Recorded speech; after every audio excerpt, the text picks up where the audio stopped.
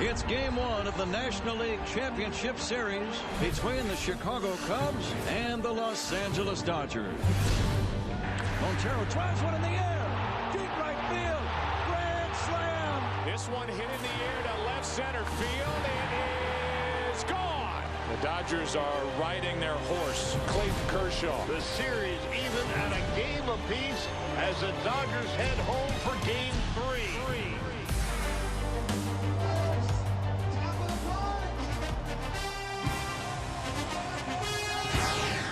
And now welcome to all of you as we're at Dodger Stadium for game number 3 of this National League Championship Series between the Chicago Cubs and the Los Angeles Dodgers, with the series tied at a game apiece. And now welcome inside the broadcast booth, everybody. I'm Joe Buck. The Hall of Famer John Smoltz is right over here to my left. He's coming just around the corner. Well, let's talk about the 2 games at Wrigley Field. They were fun, really well played ball games, and the resilient Dodgers came back to win behind Clayton Kershaw to even this series at a game apiece. And so now we'll shift it back to the other side. John Smoltz, let's talk about the Cubs. I mean, they came in rested. They came in with their pitching right where they wanted it with their starters, but if they're not going to hit, it's going to be hard for them to move past the Los Angeles Dodgers. Well, absolutely. Their starters have done everything you could ask for them, only giving up 2 runs in this series, but it's the middle part of the lineup. The Chicago Cubs ran into this last year against the Mets, and they have to do something in the middle part. The 9th spot actually has been a blessing. So the Chicago Cubs, hitting is contagious. Yes, they face some great pitchers, but this is a club, and the reason they are the favorite, they have so many ways to beat you. But if they don't hit, they eliminate a few of them. Joe Maddon's done some rearranging with his lineup. We'll get to that when we begin this ball game in just a minute. How about Rich Hill? He gets the ball tonight for the Dodgers.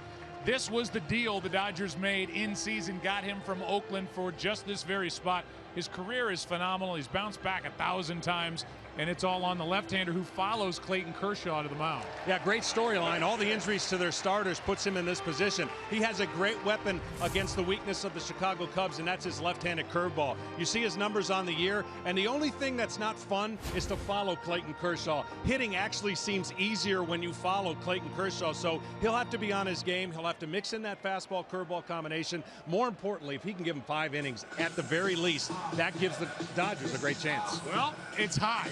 And it's going to be even hotter tomorrow here in Los Angeles. And these resilient Dodgers, they're back home in LA. Game 3 coming up.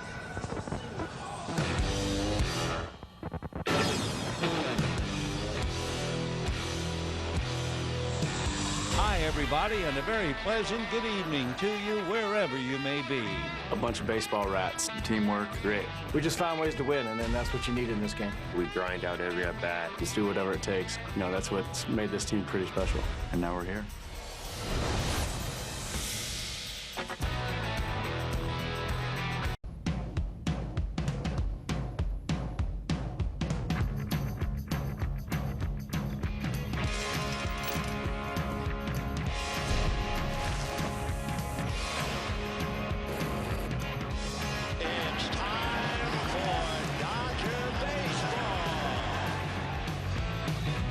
In my estimation, and in the estimation of countless others, the sweetest voice in professional sports, Vin Scully, 67 years behind the microphone for the Dodger organization. His final year this year, and his Dodgers are 3 wins away from a trip to the 2016 Fall Classic. Let's go down to the field and check in with Ken Rosenthal.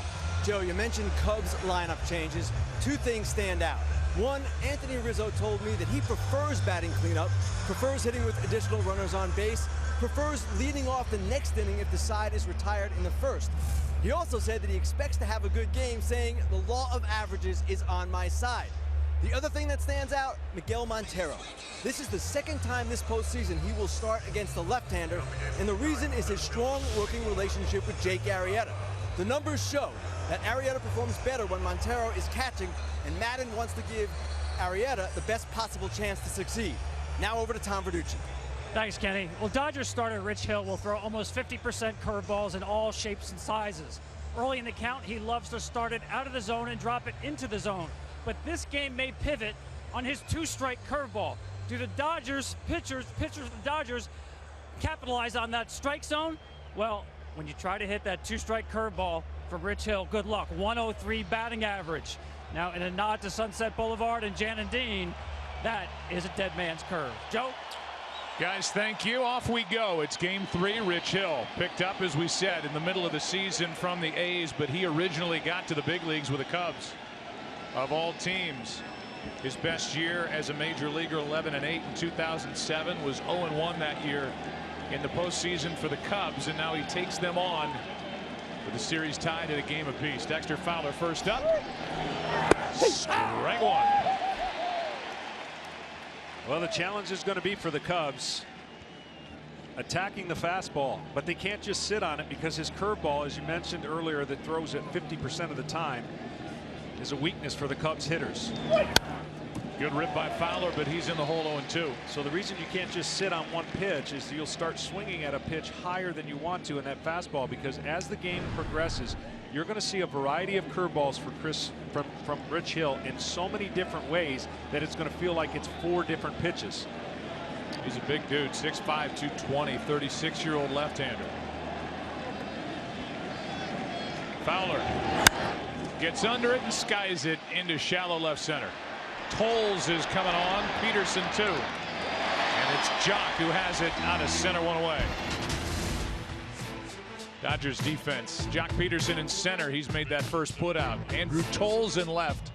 Josh Reddick in right. Around the infield, it's Justin Turner, Corey Seager, Chase Utley, and Adrian Gonzalez. Yasmani Grandal does the catching for Rich Hill. No unearned runs allowed this postseason for the Dodgers. So Hill pitching in front of a good defense. They were 3rd during the regular season. The Dodgers were in fielding percentage in the National League. Here's Bryant, strike 1. See, and that's going to be the theme for me to watch. The Cubs hitters cannot miss hittable fastballs because they're going to see an array of curveballs that's going to make the fastball look even firmer. He has a range, does Hill, of 91 and 74. That's a good gap. That messes with the timing of the hitters. Bryant so good on the road this year for the Cubs. Fooled there, and the count 0-2. And all strikes so far from Rich Hill. Bryant hit 23 home runs on the road, including that game 3 tying shot in the 9th inning in San Francisco in the division series. That led baseball.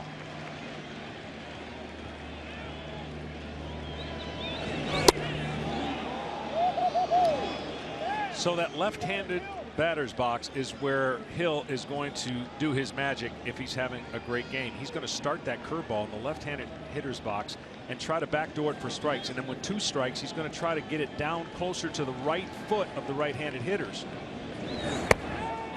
And that's the one the Cubs have to stay off of. That is what Tom Verducci talked about, the nastiness with 2 strikes, because he can spin a ball better than anybody in the game, or at least in the top. The ability to lay off of that is going to be crucial. Bryant 2 for 8 in this LCS. 2-2 pitch. Got it right down the middle, and Bryant knew it. 2 out.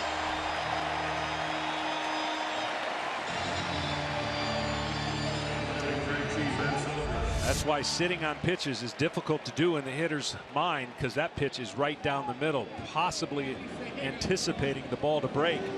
And this stayed on plane with the fastball. So Bryant was caught looking, and now Ben Zobrist, who has been moved to the number 3 spot. Been the cleanup hitter the first 2 games in this postseason behind Rizzo. Now he's in front of Rizzo, ball 1. Now the challenge for the umpire is going to be, where does he call that strike for the curveball? Is it where it crosses the plate or where the catcher catches it? You saw right there, looked like a pretty good pitch. That spins in for strike 1. Even though he caught that one low, that one covered the plate. And so the challenge for any umpire against a curveball like this is it breaks so much. I don't know if you can home tell how much this ball actually breaks. The hitters are going to tell you, though. It's tough. Well hit into center. Peterson back. Good start, Rich Hill. Picks up where Kershaw left off. Now Arrieta. Bottom of the first, no score.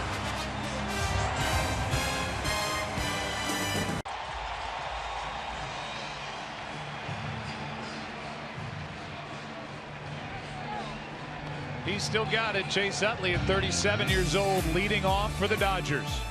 Then it's Corey Seager, Justin Turner, Adrian Gonzalez. The only RBI in game 2. It was enough. Josh Reddick, Jock Peterson, Yasmani Grandal, Andrew Tolles, and Rich Hill.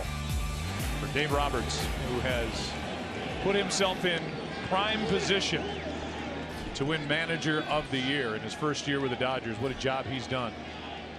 Off we go. Here's the reigning Cy Young Award winner, Jake Arrieta. Kind of the forgotten guy, and he misses with ball 1 to Chase Utley. Yeah, definitely the forgotten guy, and you see his numbers still pretty good, and he has more weapons to get you out than Rich Hill. And his curveball, by the way, should not take a back seat to anybody. A very, very deep curveball that attacks the strike zone. See, Rich Hill has a lateral curveball break that breaks from left to right. You're going to see Arrieta's ball break down in the strike zone, start in the strike zone, and hopefully miss some barrels of the bat. Here's a 1-1 to Utley. That's on the inside part. It's fun to watch Arrieta pitch. He's a tremendous athlete. He is obsessed with Pilates. He's in great physical condition. He's got such good leg drive, and he throws across his body really tough on right-handed batters. Just missed there. The count 2-2. A lot of lefties in that lineup tonight for Dave Roberts because of it. Well, he primarily uses his two-seamer. There will be a four-seamer. If he has command issues with the two-seamer, he'll throw the four-seamer. But his changeup, a big swing and miss pitch against left-handers.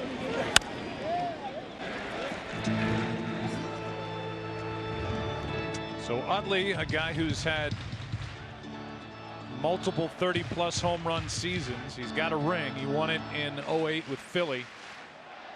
Beloved in Philadelphia. And a vital part of this Dodger lineup for Dave Roberts and the clubhouse. Right into the defense. 1 out. Baez makes the play, and let's give you a look at the other names who join Javier Baez. It's Zobrist in left again. Dexter Fowler in center. Jorge Soler gets the start in right. Bryant, Russell, Baez, Rizzo. Miguel Montero, the hitting hero in game 1 with a pinch hit grand slam behind the plate. Arrieta likes to throw to Montero, so second time that Joe Madden has selected defense over offense in this LCS. Strike 1 to Seager over the inside corner, and I say that, John, because the reason Jason Hayward even made the start in game 2 against Kershaw was because of his defense. 0-1. Well, in this case, he did sacrifice a potential better hitter from that position as a catcher, and Hayward's not playing. So having 2 of those guys in the lineup is part of the issue right now for the Cubs. They're not producing enough offense, and they've got to find it.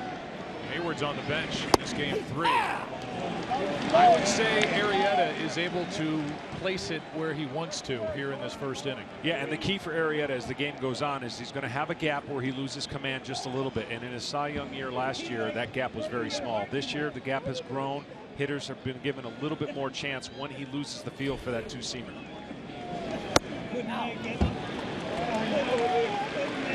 2-2 as that missed up. 22-year-old shortstop. He will be a fixture for a long time here in LA. 26 home runs during the regular season. 2-2. That's in the left, a base hit.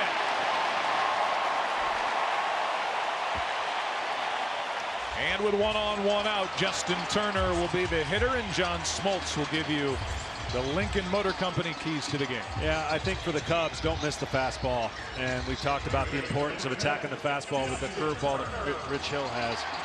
And then for the Dodgers, it's really the same as Lester. Make Arrieta as uncomfortable as possible.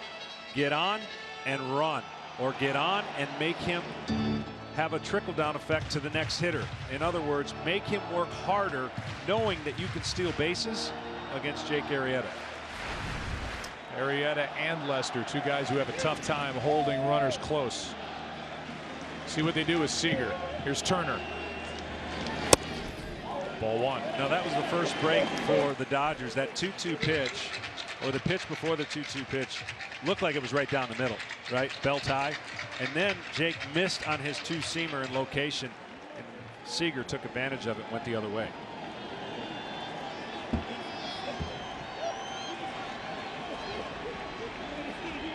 One on, one out. Throw down, and a better throw might have had Seager. He was way off the bag. Montero skipped it over to Rizzo. That would have been close with a better throw.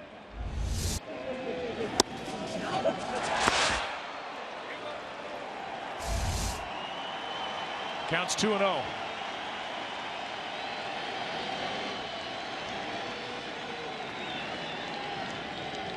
Turner has owned right-handed pitching in his postseason career.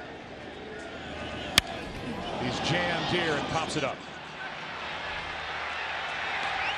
2 out. That's the movement. That's how much movement that he has on a 95-mile-an-hour sinker. Now, Jake will even tell you as you watch this two-seamer just bore in right there. See how it just jams Turner. He'll tell you he has lost the feel a little bit for that cutter slider, and his mechanics are not one that are, should we say, the way you would teach it. So he battles from time to time on that feel for that cutter slider. When he has that with the combination of his curveball, that's why he could throw no-hitters like he did. That's why he dominated baseball last year. And a no-hitter here against the Dodgers August 30th last year. He's thrown 2 as a Cub. Only 4 hitters in the lineup in this game against Arrieta compared to last August. Here's Gonzalez, and what a hitter he's been. The coverage of this game in Spanish, please tune to Fox Deportes. And Adrian Gonzalez became the 6th player in LCS history hitting a home run for the only run in a 1-0 victory, and that came on Sunday. Smart hitter too. 1-0 pitch. Fooled there. Yeah, I never liked pitching to him, to be honest. I didn't like guys that looked like they were never panicking.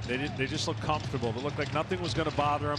Velocity doesn't bother him. Obviously, movement bothers most hitters, but he is so patient, has a beautiful swing for a left-handed hitter. It just looks like, no big thing. I'll sit, I'll wait, I'll serve it the other way. Seager. Another throw down. And Montero can't get it to first on the fly. Now, I'll tell you, I would be a little disappointed in my catcher right there. Why I didn't like that play. There's 2 outs, and he just stole a strike. Meaning, as soon as you pull away from the umpire, watch this pitch right here. As soon as you pull away, you lose all opportunity of stealing a strike or getting a strike called. And 2 outs with Seager really not going anywhere. I would have a conversation, say, maybe against a different guy, but I need you to stay in there. Who knows, I might get that call.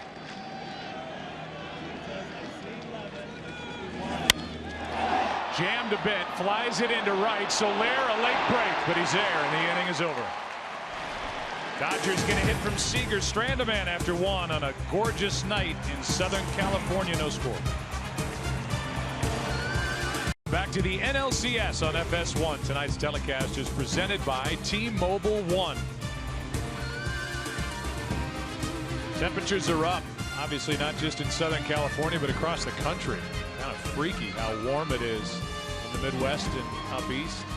Home plate umpire tonight is the crew chief, Gary Cederstrom, with Angel Hernandez at first, Alfonso Marquez at second, Ted Barrett at third. Bill Welke was in New York as the replay official for the first 2 games. Now he joins the on-field crew. Paul Nauert switches spots with him. Eric Cooper's in right. Here's Rizzo. Anthony not having any fun. 1 for 23 this postseason. Leans back from ball 1.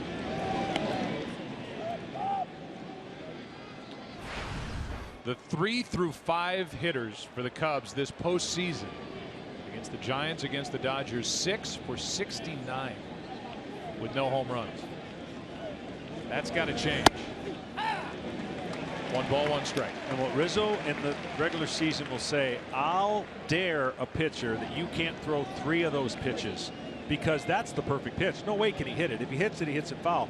I will dare you, you can't do that. More importantly, I think you're going to make a mistake over the plate, and that's where I'm going to cash in.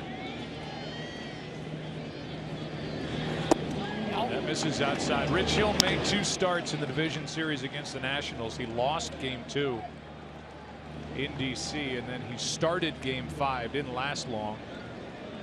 The bullpen bailed him out. Jansen and Kershaw nailed it down. So his third start of this postseason, fourth of his big league career. The only other one, as we mentioned, with the Cubs back in '07. So he's 0 for 2 in his postseason journey. What a journey it's been. We'll get into that as we go through it. That's foul. Home plate umpire is the crew chief. For more on him, here's Tom Bertucci. Yeah, that curveball, Joe, tough to hit, tough to call. Gary Cederstrom has been around a long time. He's only worked one game behind the plate with Rich Hill, and that was 8 years ago. Wow.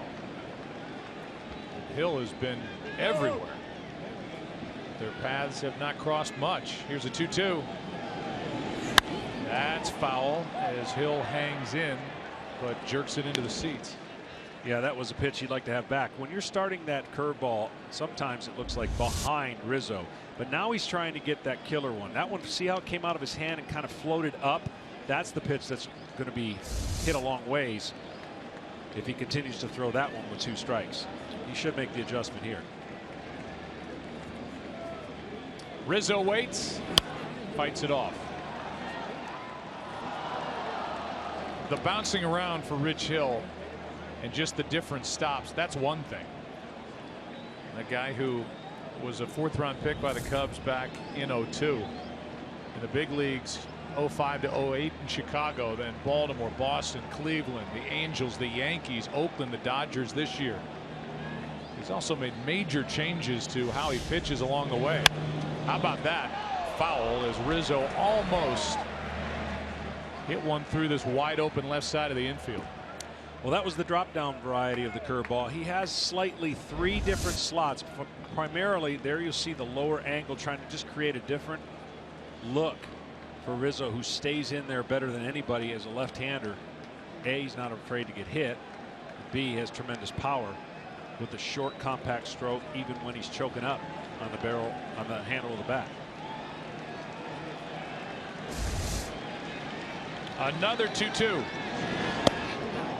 Rizzo was willing to let that ball hit him, but it missed his jersey. Full count. And that would have been an interesting one right there, because that he's so on top of the plate that his arm is over the plate. He moves it in. That would technically been over the plate, and the umpire could have not awarded that. All right, 3-2 count on the leadoff hitter, Anthony Rizzo. Hill walked him. And a good at bat by Rizzo. And you can hear the reaction of the many Cub fans in attendance here at Dodger Stadium. Hey, we'll take it. We'll take it. That's what that guy was saying. That's just John Moore, our director, being on it.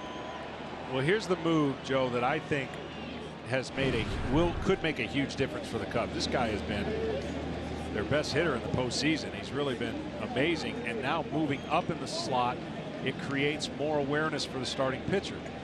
Russell has been there most of the year and in the postseason and really has struggled. So Joe Maddon has said, we're going to shuffle it up. It's a sniff of that one, ball 1 upstairs, and we talked about this in game 2. The one danger, at least according to Joe Maddon, is if I move Javier Baez up, he's hitting great now, he may try to do too much, and that leg kick may get bigger, and he may come out of this great hitting form that he's had. Let's see. Patient here, 2-0. Great example of how hard it is to track that curveball for home plate umpire, and I think throughout the night you're going to see a theme. This is the money pitch. That's the back door he's got to have, and that one didn't turn the corner. That one went more down. He has great hand and finger pressure that allows him to spin a breaking ball and have as much lateral movement as you've ever seen. Now, on the flip side, that has created some problems with the blisters, which are not on just 1 finger, but 2 fingers, because he uses that as like a rudder to steer the angle and the break of his breaking balls. There were some who thought the blisters flared up in that game 5 start in Washington. He's got one on his index finger from throwing the fastball, and then a blister on his middle finger from flipping that curve. He's actually dealing with 2. 2-0. Fastball right down the middle, 2-1.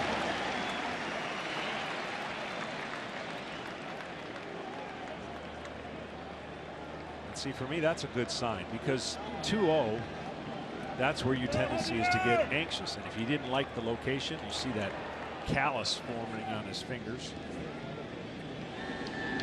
Whoa, that almost got away from Gonzalez. Hill almost sailed one down the right field line with that throw.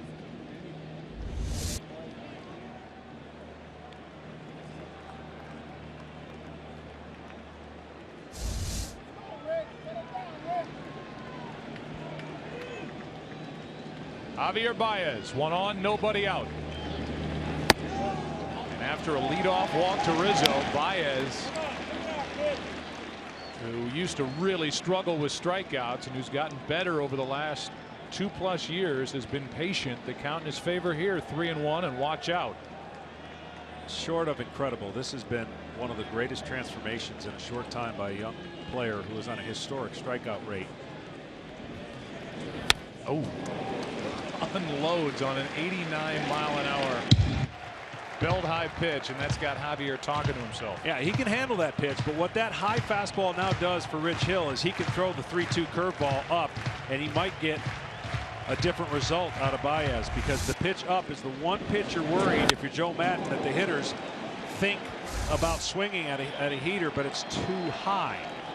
Expanding the zone and providing that curveball a lot more depth.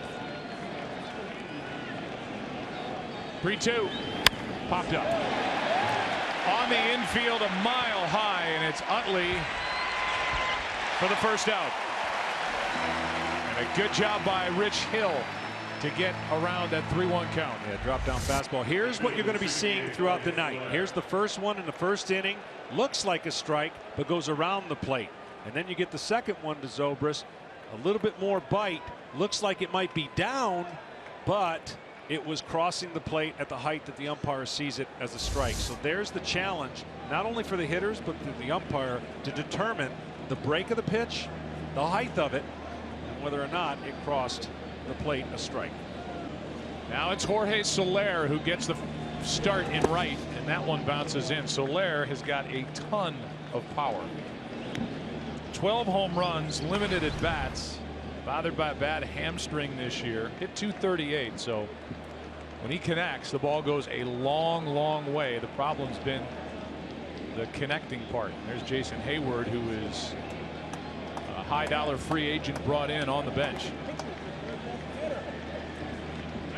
So here's the challenge again. If you're a hitter against Rich Hill, you want the ball up, right? You want to see the curveball breaking up and hanging.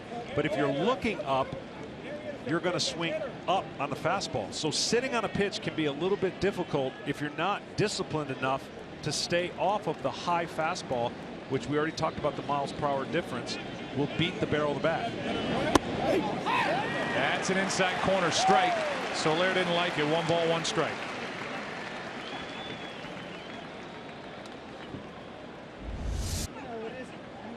That one's off the plate, but again, trying to determine when off the plate. Boy, he's really bothered by Rizzo over there. I don't know what scouting report he's looking at. Sometimes pitchers just need a little break between pitches, even though the runner has no threat of going. Resets their own computer. Strike 2 on Soler.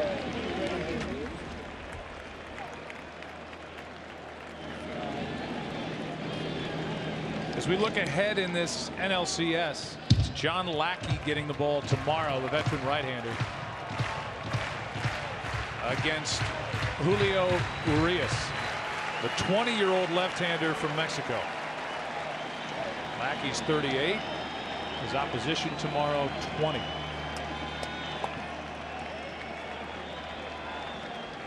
Game 5 still up in the air for the Dodgers, not for the Cubs. 1-2. Upstairs, 2-2. In the Washington series, Rich Hill threw a lot of balls with that pitch, and that's part of the reason he struggled a little bit. 25 called pitches that were balls, and right now struggling just a little bit with the command of it. Soler.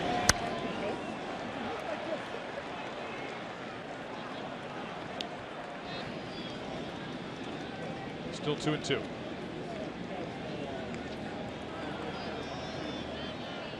The big piece of this Cub organization that's not able to play, and that's been the case since the first week of the season, that's Kyle Schwarber.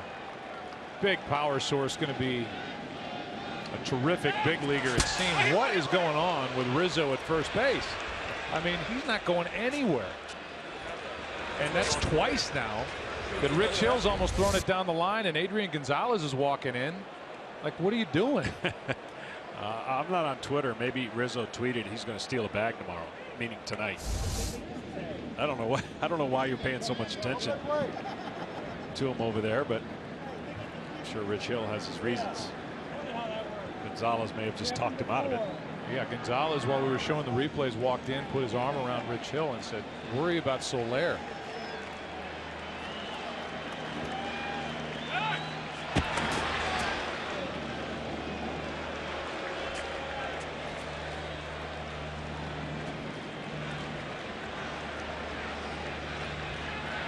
Two balls, two strikes. And there he goes. Pitch down and in, and why not? You have got to be kidding me.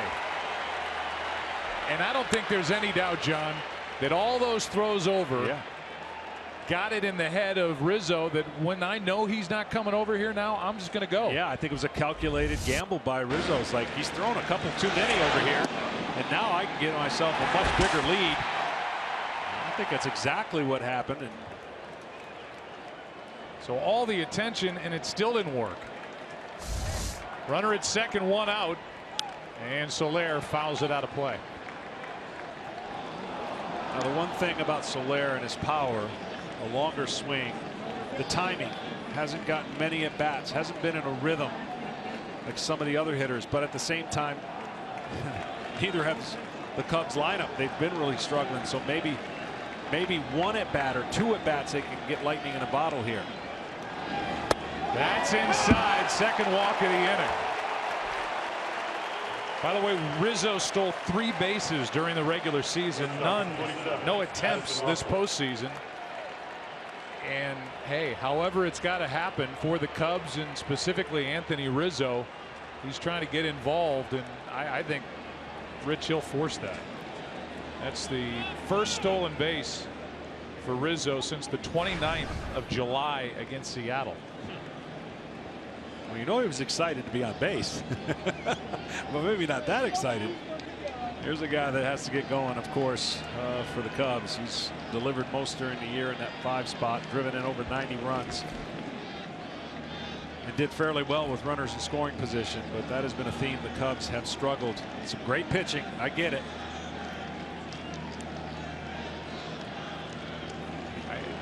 Rich Hill is really just out of sorts right now. He's walked 2, and he just doesn't seem comfortable. Yeah, you know, aside from the curveballs floating a little bit and the fact that that is his money pitch, you know, maybe again, sometimes you're searching, you're talking to yourself, you're trying to make in-game adjustments with your release point. Russell. Ball 1. Pace has certainly slowed down considerably here in the second inning. And this is what postseason does, man. It really makes you grind and treat each batter, each situation like your last. Pretty good swing there by Russell, but he fouls it back. Strike 1. You said it. I mean, this is a shortstop, a young guy, Addison Russell, who drove home 95 runs. It's tremendous production. These guys were getting on base in front of him a lot, obviously, with the year that Bryant had, Rizzo had, but he delivered. One of the big reasons why the Cubs are this far. That's a good one from Hill. Strike 2. Well, that's the pitch that he has really struggled against left-handers. Has not gotten a hit all year on that pitch when he puts it in play or swings and misses. And that high loop and late break See if the adjustment with 2 strikes out of Hill comes here against Russell. That gets away. The runners will advance on a pitch that was almost a strike. That'll go down as a pass ball as Grandal checks his glove. And it certainly looked live to me like it was a cross-up, because if you're expecting a curveball, I mean, it looked like that. I don't know if it actually was, but if you're expecting a curveball, you're going to have a hard time reacting to a fastball. He could have missed it. Looking at it now again, certainly didn't dart out of the way. So, nonetheless, run scoring opportunity for the Cubs. The ball hasn't left the infield. Second and third, 1 out. Russell trying to come up with his biggest hit. Struck him out. 2 down.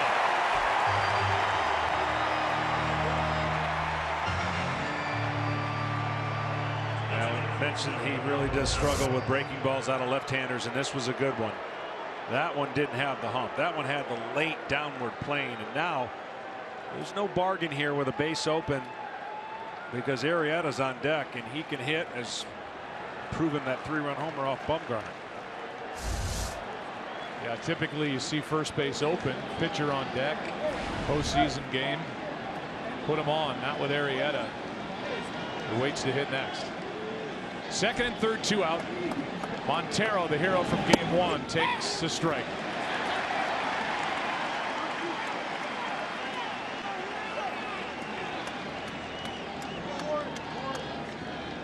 Pinch hit grand slam in that thrilling 8th inning for the Cubs in game 1.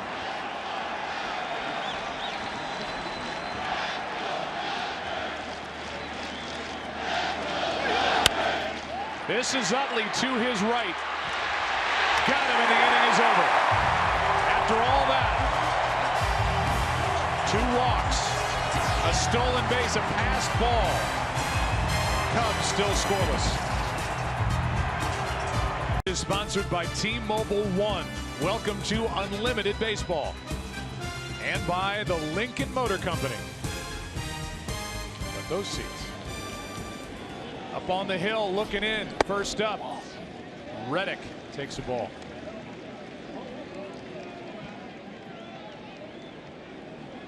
That's out way beyond the left field wall. Here in Chavez Ravine, Dodger Stadium, the count 2-0. Reddick, then Peterson, then Grandal. Reddick, good numbers you see right there against Arrieta. One of the few in the lineup that can boast that. After a long top of this inning, Arrieta's come out and missed with the first 3. Yeah, and that can happen. You know, typically when you have that kind of delay, you're walking out with a lead. Your team has responded with some runs, but early on, that inning took a long time, but no runs across the board. 3-1.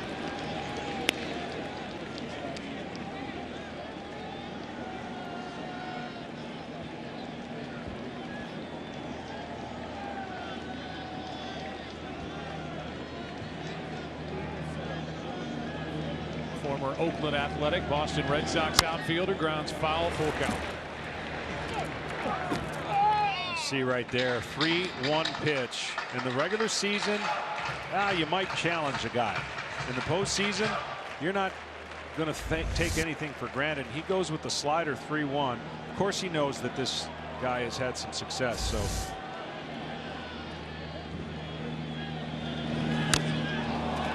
chased one there. Nasty stuff from Arrieta. It's one of the reasons why Jake had 16 wild pitches during the regular season. His stuff just moves so much. Yeah, that last one was virtually unhittable. See, and the break varies from time to time, and that is a byproduct of his mechanics. He throws so far across his body that allows him to spin and break a ball, but consistency issues.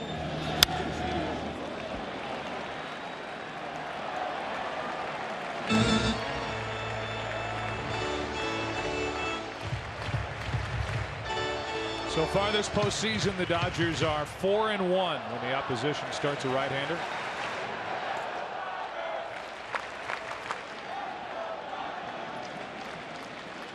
Another 3-2. In the air to right center field. Back is Soler. And it's Fowler with Soler on his back. And I don't think Fowler's too thrilled with that. And Soler and Fowler lucky that one of the two made the catch. You could see Fowler calling for it, and Soler never peeled away. Yeah, a little bit of rust and a little bit of the outfield crowd probably yelling right there. And center fielder always is the captain. They're both yelling. They're both saying it. Lucky that nothing bad happened right there in the leadoff hitter. So Arrieta bounces back from a 3-0 count to get Josh Reddick and now Jock Peterson. It was 5 for 15 against right-handed pitching during the postseason. Takes a strike. 1 for 7 in this series. Has a home run this postseason. It was big. Tied the game in the 7th off Max Scherzer in game 5 of that division series. And the Dodgers went on to win it. Strike 2. You see by the evidence of those first 2 pitches, Jock Peterson has never seen a fastball he doesn't like. Tongue-in-cheek a little bit. 4-seam variety. He's hit 11 home runs, but he really likes the 2-seamer for his average and his swing path. The breaking ball, however, as you can imagine, a good one right there, gives anyone a tough time.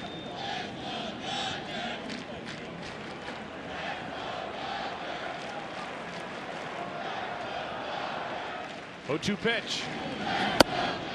Straightens him up with ball 1.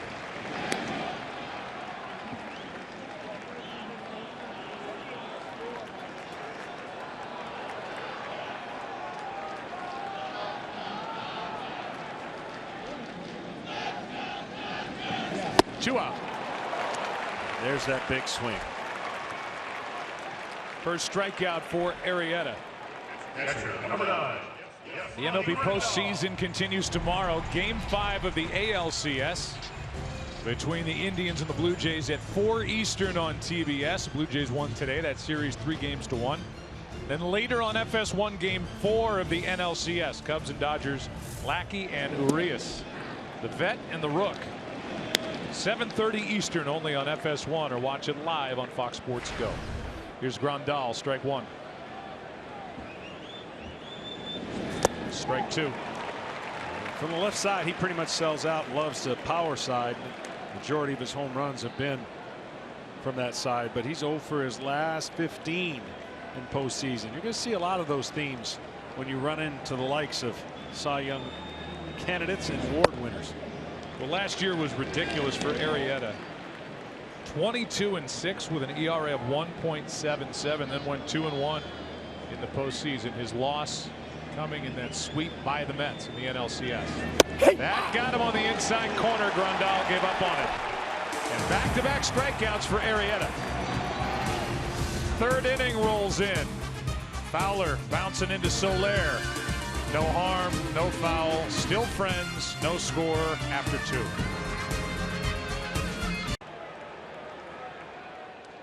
Here we go. 3rd inning, no score. Rich Hill back to work. First up, Jake Arrieta. He can hit. So can the guy we're about to talk to, and that's Clayton Kershaw. Clayton Kershaw live from the corner of the dugout. How are you tonight? Hey, what's up, guys? How are we feeling after Sunday night? Feeling good. Yeah, all good. So you come out of that, and I believe Dave Roberts. First of all, he's a very believable guy, but I believe him when he says we'll see when Clayton pitches next, depending on how the next 2 games go. Is that right? I think so. Yeah, you know, I'm just in the playoffs. You just kind of wait and see how the games go. So I understand that, and I'm ready for it. Whatever game they pick. There's a strike into Jake Arrieta. The count 1 ball, 2 strikes. We've always been enamored with your curveball, and obviously tonight, Clayton, we're talking a lot about the curveball of Rich Hill. He can really spin it, can't he? Yeah, he's a spin rate guy. That's what we talk about nowadays. He's both pitches, fastball and curveball. There it is right there. It's pretty impressive. And strikeout number 3 for Rich Hill. Clayton, I'm always enamored, and it was fun for me in a postseason when you've already completed one start and then you're getting ready for another one, success or not. How do you view when you're facing the same team multiple times in the in the series. What's your outlook? What's your game plan? Because as far as I could tell, I know you showed a couple frustration. I thought you made 1 or 2 mistakes at all those pitches, which is incredible in itself. How do you treat an in-game series when you're facing them twice? Yeah, you know, I think that's you just try not to overthink it. Here's one into right center field, slicing to the right fielder, Reddick, 2 out. Oh boy. By the way, you're getting your wish on a potentially quick inning, but go ahead and answer John's question. Yeah, that's good. We needed Rich to have a quick inning right here, get his pitch count back in order. But yeah, you know, I think just try not to overthink it too much. You know, you face them once and feel like, oh, I did it this way one time, so I got to change it up the next time because they can expect it. And I think it's just kind of executing pitches. Try to, you know, not worry too much about the game plan or the scouting report, and just try to outcompete them at the end of the day, because, you know, there's no secrets anymore, you know, with all the information and stuff anyway. So here is Chris Bryant. There is strike 1 as a fastball is in from Rich Hill. Bryant struck out his first time. And then my last question is, how do you approach the game before you're starting? Can you relax, enjoy the game? Are you thinking about the next game? As when you're not involved, what is it like for you? Yeah, I mean, pretty relaxed. You know, obviously, if Rich or Julio or you know, we had a lot of lefties this year, so I like to go in the tunnel sometimes and just watch guys at bats where they stand in the box against lefties. You know, it always helps to see them the day before, because, you know, a lot of things can even change from hitters from week to week, month to month. So, you know, more than anything, just relax, trying to be a cheerleader. But, you know, every once in a while, it's fun to watch in the tunnel and just kind of see how they look in the box. How do you think the kid will do tomorrow, Julio Urias? I think he'll do great. You know, Julio's, you know, it's amazing that he's 20. Just everything that he's been through, what he's done, and it's not a question of stuff, and I don't really think it's going to be a question of nerves either. You know, just try to keep his pitch count down. Those guys can really work the count, so just try to keep his pitch count down, throw enough strikes to keep him in the game long enough to make a difference. So we may see Clayton Kershaw in 2 nights. Or we may see him back in Chicago if the series gets there. Clayton, thanks for the time. All right, thanks, guys. Appreciate it. 3-time Cy Young Award winner, MVP, and the star of game number 2 on Sunday night at Wrigley. Crowd into it with a 2-2 count. Bryant, full count. Well, even though it hasn't been super pretty for Rich Hill, he still is messing with the timing of the Cubs hitters, and hitting is contagious, and so is that timing. Just got a piece. When these Cubs and this offense were at their best, they were absolutely hammering mistakes in rhythm, feeling good about the 162 game series and schedule. But now when you get in a series, you individually have to make it work for you, and that timing right now for the Cubs is just not in unison. That is up the middle, a base hit. Seager was around playing Bryant to pull, and Bryant on with a base hit, his 3rd of this series. Well, in the 2nd inning, this is what he saw, or the Cubs saw, a variety of them. 20 curveballs in the 2nd inning. You can see the spots on where they were and where they ended up. And then this one, Bryant does a nice job taking the barrel through the zone, staying on top, and being rewarded for hitting it somewhat up the middle. That's PitchCast, powered by MLB Advanced Media. Here's Zobrist. Hit the ball hard, fly to center his first time. He's 1 for 7 in this series. Zobrist 1 for 7. Rizzo 0 for 8. Hitless is Soler. Hitless is Addison Russell 0 for 8. Should end the inning. Oh, Utley almost waited too long to get his foot on the bag. Bryant was hustling. And Bryant knows that was closer than it probably should have been. Bottom of the 3rd inning. This place is loud, electric, scoreless after 2.5. The sun is setting in the west. And that is a live look. Pretty as that. Bottom of the 3rd inning. Good game, no score.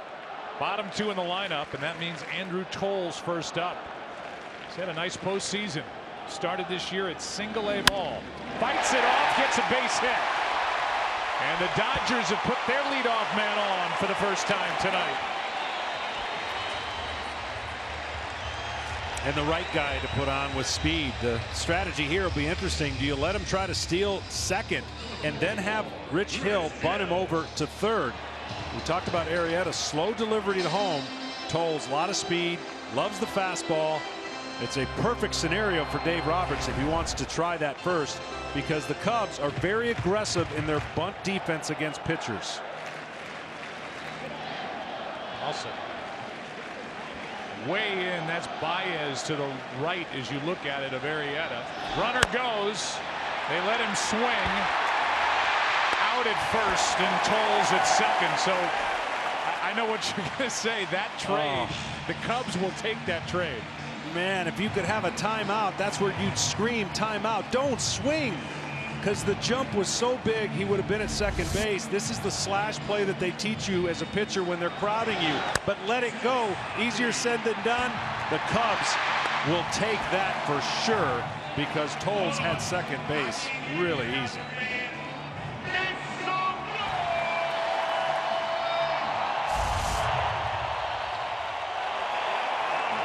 So runner at second with one out. And Chase Utley digging in. See, the problem with that is, you know, that's had to have been the conversation they had with the Dodger hitters, but he's the pitcher. I don't know if they may have had that conversation with him, knowing that they were going to try and steal. Breaking ball is down. Chase Utley in his postseason career has an on-base percentage of .417 against right-handed pitching. He did a lot of that damage as a younger man. He has not reached in 14 plate appearances against Arrieta. Could put the Dodgers on top here in the third.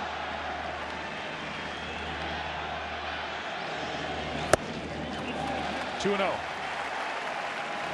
Well, the top of the order has not done their job for the Dodgers. They certainly have not created enough traffic. The 1 and 2 spots are combined only a 123 average. 7 for 57. Coming in now 8 for 59 with a hit by Seager back in the first.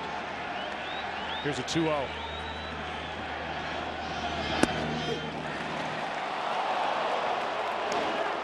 Two and 1. The way he caught that's probably going to confuse Dave Roberts. Watch the slider right here. Doesn't turn the corner, kind of stays right there. See the last minute sneaking through the box.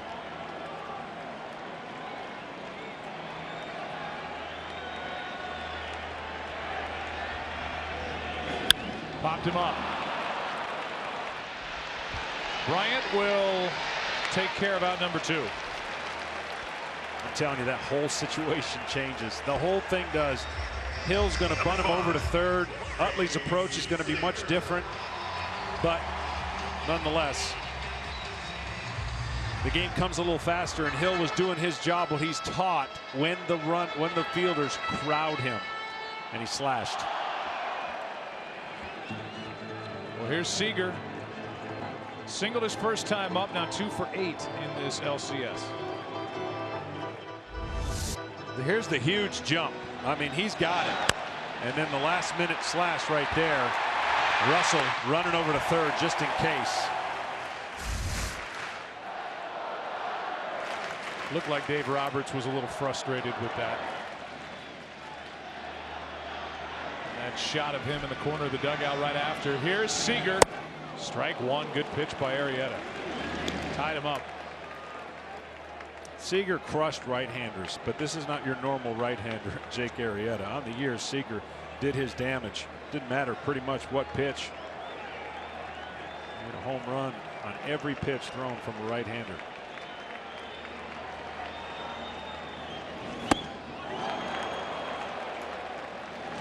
One ball, one strike. You know, I'd have a rule with my catcher. Now he's checking right now. I would have a rule immediately. I don't care, but check, ask every time. You never know. That would be my rule. I think Joe Madden was thinking the pitch was more of a strike than necessarily a check swing. Yeah. Looked like a strike. Called a ball.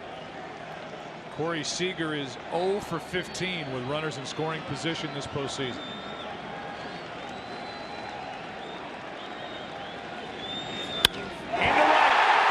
Here comes Toles. The throw by Soler. Dodgers lead down to second. Seager safe with an RBI.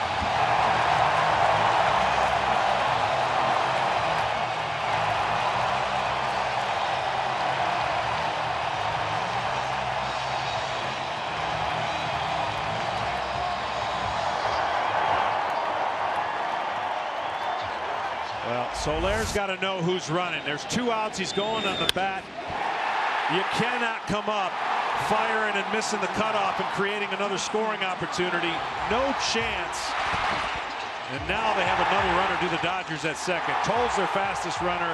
There's not going to be a play at the plate. You've got to at least make the throw down. Those are the little things that'll drive a manager crazy at this time of the year.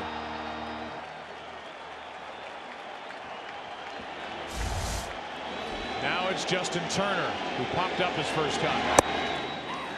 Strike one. That is the first hit with a runner in scoring position in this series since Miguel Montero's grand slam in the 8th inning of game 1, and it belongs to that man, the 22-year-old shortstop Corey Seager.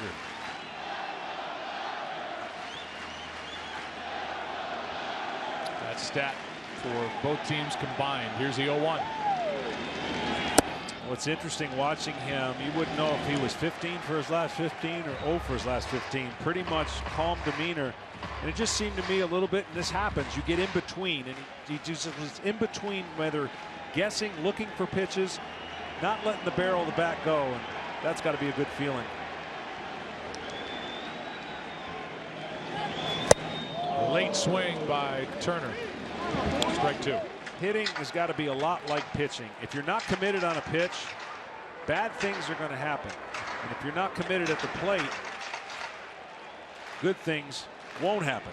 And sometimes you just got to tip your hat to the pitcher who makes a better pitch than you were ready for or capable to hit. But you got to be ready.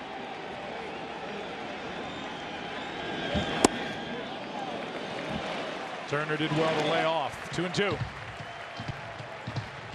So the Dodgers strike first here in game 3.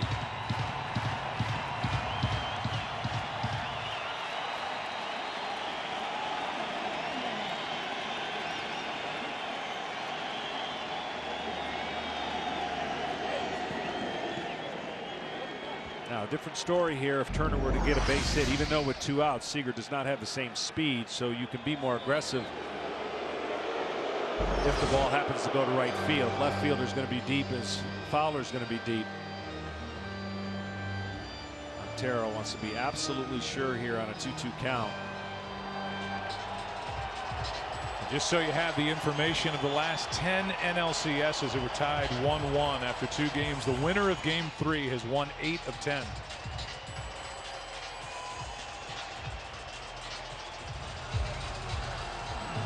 So the pivotal game 3. Rich Hill and Jake Arrieta. The Dodgers lead by 1. The 2-2.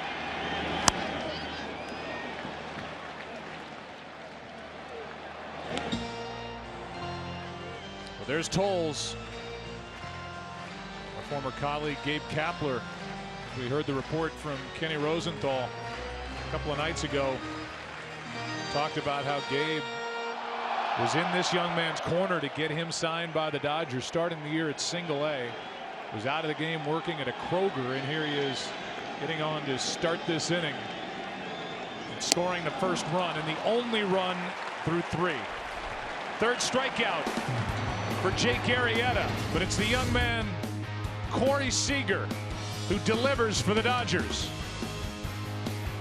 Dave Roberts, LA team up 1-0 after 3 in game 3. Angeles, home of the Dodgers, home of traffic. You can see on the freeway in that shot. The left side of the infield not as open as it has been, but they are certainly playing Anthony Rizzo to pull. Seager is in enough to take the bunt away from Rizzo at this point. Leans back from ball 2. Anthony's threw a walk, his first time, and stole a base. Some good takes, and those are not to be taken for granted. That's how you start getting locked in again. If he's going to get some hits, that's what Joe Madden wanted to see. Don't expand the strike zone. That's high 3-0, and for Rizzo with that steal, he had none against left-handed pitchers this season. Tell you what, the game you play here, if he was locked in, 3-0 is an automatic, but I still let him go 3-0, anticipating a fastball, seeing if he can tie it up with one swing.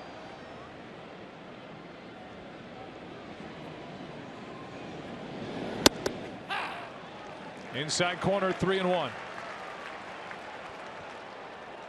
He hit 32 home runs during the regular season, does not have an RBI this postseason, and he is tired of that statistic hanging around his neck. Leading it off here in the fourth, 1-0 Dodgers. Full count.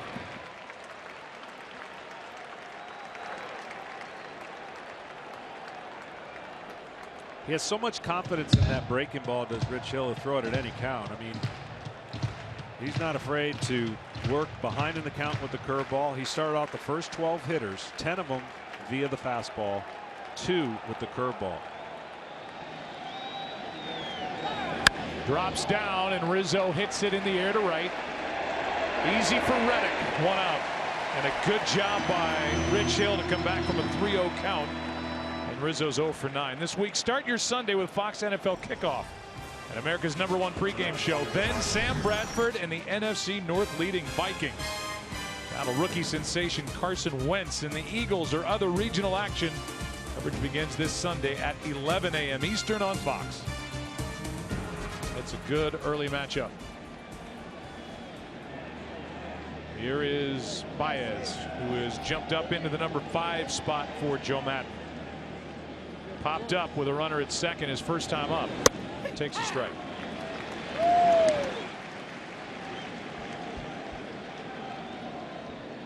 Rich Hill's not happy with something. Just watching his mannerisms as he's been pacing around the mound, and that one was a strike, something he didn't like.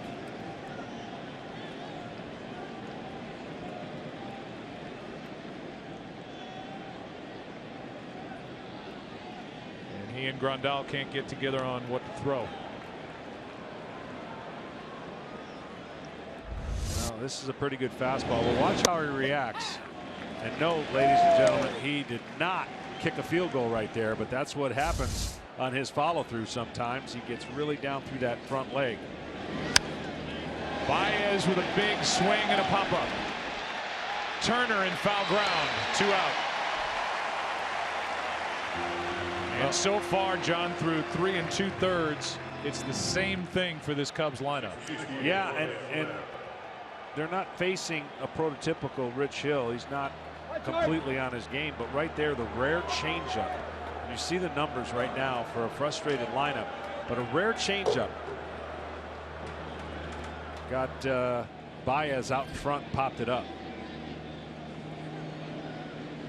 2 out, nobody on. Soler takes a ball. That statistic that was just flashed in front of Joe Madden, that's across the postseason. So teams have combined to hit under 220 across baseball this postseason compared to 255 regular year. Breaking ball for a strike. And again, look, the series takes a dramatic turn in the first series with that rally, and who knows what happens in Game 5. But some unbelievably great pitched games by the Cubs starters have gotten them to this point. Well, the Cubs have had the ability to score a little bit early, and then the rally and some runs late, especially against the Giants. But the 3rd through the 7th inning, the Cubs this postseason hitting 126, 13 of 103 coming into tonight. So Soler gets the start.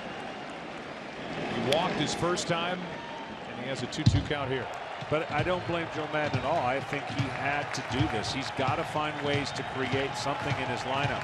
They've got some tough matchups for their lefties. Of course, Clayton Kershaw is a tough matchup for anybody in the United States. The 2-2. Oh, everybody thought strike 3 except for Gary Cedarstrom, the home plate umpire. Even Grandal popped up and was starting to walk away. Wow.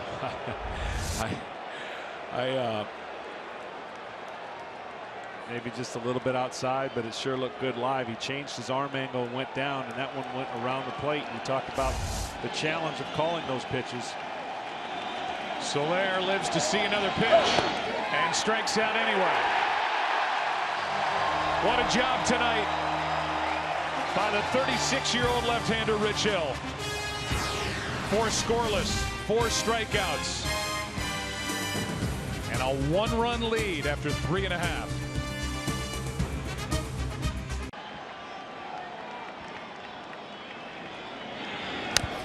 First pitch hacking is Adrian Gonzalez, and he got one to hit, fouled it back, strike 1. Gonzalez, then Josh Reddick, then Jock Peterson for the Dodgers, who lead by 1, playing in the 4th. 3 hits for LA, 1 hit for Chicago.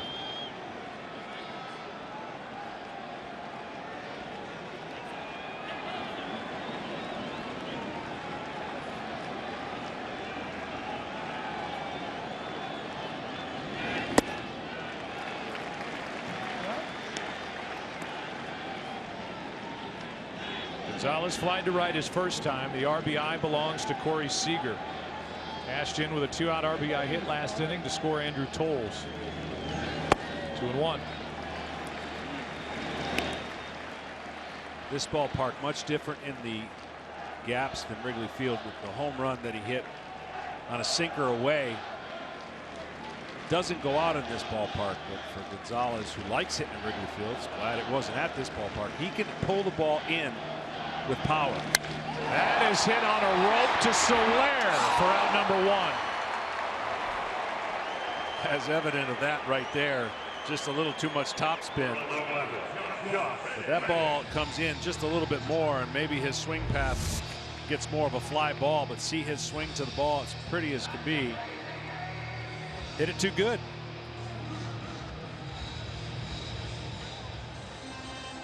As good as it gets right there. That's how you teach.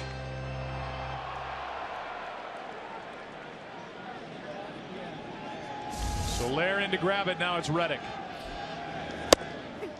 93, strike 1. Reddick fly to center. Now 4 for 10 in his career against Jake Arrieta. Does have a home run, as we told you, but that happened back in 2012.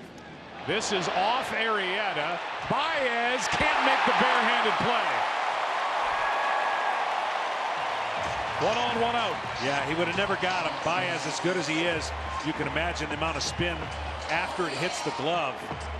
Reddick gets down the line really good as a left-handed hitter. But after this ball goes up in the air, it gave him enough time for Reddick to put him in position to beat out this play either way. This is the only play, barehand ball, and you see it going down a little bit more than he anticipated. Well, now Chris Bryant is going to shift to the other side of the field against a left-handed hitting Jock Peterson. Third base line wide open, 1 on, 1 out. And Peterson has shown the ability during the year and once already through this series that he will square around if you give him an opportunity and lay a bunt down. Obviously known for his power and sit back on that back leg and just he's just not afraid to swing hard. In case you're wondering, Reddick, 3 stolen bases during the regular season, was 3 for 6. Say both Gonzalez now and Peterson waving at something that's hovering over home plate. Must be some kind of bug or something. It's a midge. We're in the wrong part of the country for that. 1 on, 1 out. Inside, ball 1.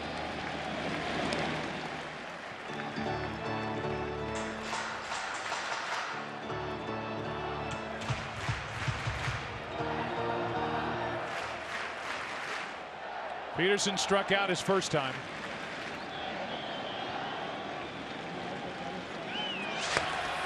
Check on Reddick.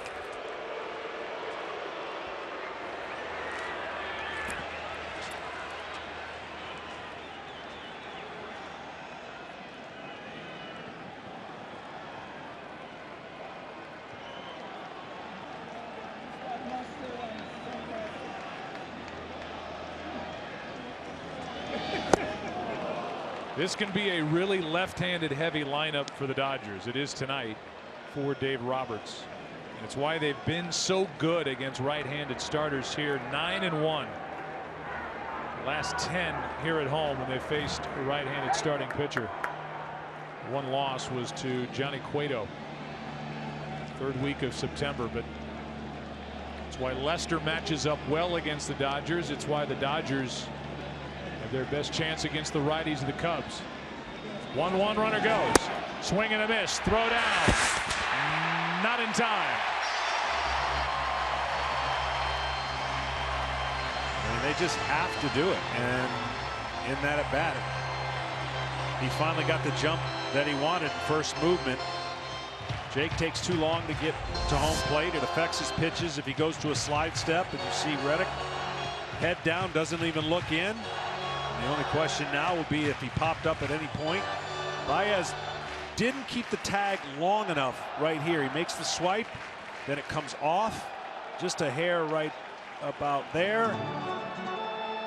That might have been the difference as he slid through. Well, Arrieta's looking in to see if the Cubs want to challenge it. We've seen it multiple times this year. See, right there, separation if he'd have kept it on, but the glove comes off the body. Sliding head first, tough to stop. Right about there would have been an out, but he slid away from that the tag. Runner at second, now 1 out. A 1-2 count on Peterson, struck him out. Strikeout number 4. Second time Jock has gone down. 2 out. See, for Jock Peterson, as he matures as a baseball player, and he has this unique relationship with his manager. They talk sometimes 3 times a day, but learning to create or shut down the holes that he has for a pitcher to get him out right now is a little bit too many of them. That one tied him up. Here's Grandal, runner at second, 2 out. Yasmani. That is out of play. You can see the big swing. Switch hitting catcher. He's got power. Hit 27 home runs during the regular season, but he is now 2 for 20 this postseason. Hitless in this NLCS. Yeah, and he did most of that damage power-wise from the left-hand side.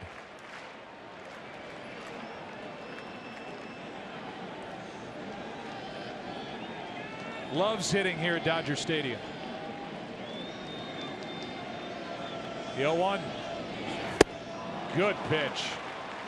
Breaking down and in, and Grandal now in the hole 0-2. That's that curveball. He's got a power curveball that really disappears. You see the break right there in the hand on the top of the ball, and just the last bit of it spinning hard down.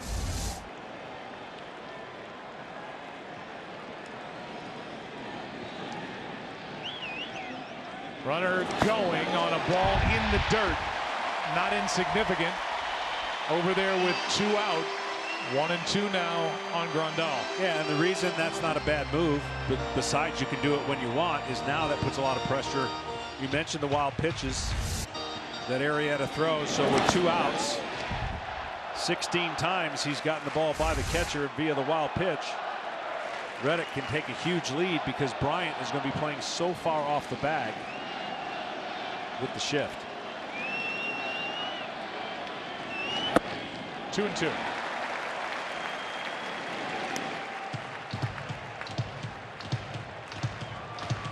Reddick reached on the infield hit. Stole second, stole third. I mean, it sets up for a curveball. It's a matter of being able to trust that you're not going to bounce it too far. 2-2. That is foul. Through the curveball and just out in front. That pitch got to be down just a little bit more. Trusting your catcher, you can bounce it over that back foot. There's the pitch, but too much hang time. The change of speed kept him from staying back with his hands.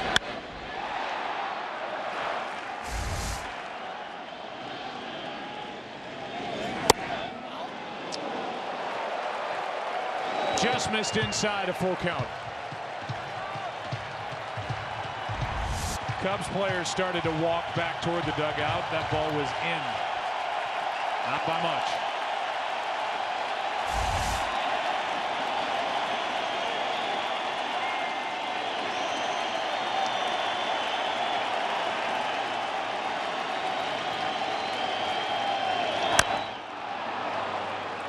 stays full. This front office for the Dodgers went out and got the additions they needed to fortify this team. They spent 2 months without Clayton Kershaw, out with a herniated disc in his back, and they went from 8 games behind San Francisco, won the division by 4.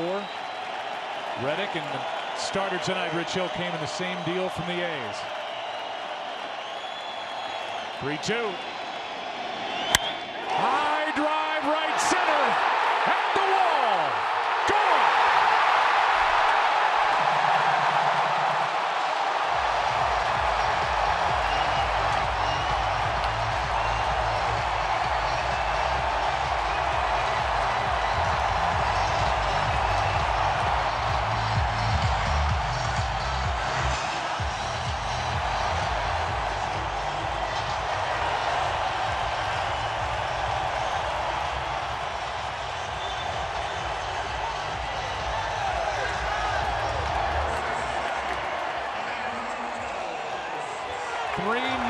Los Angeles on top in the 4th.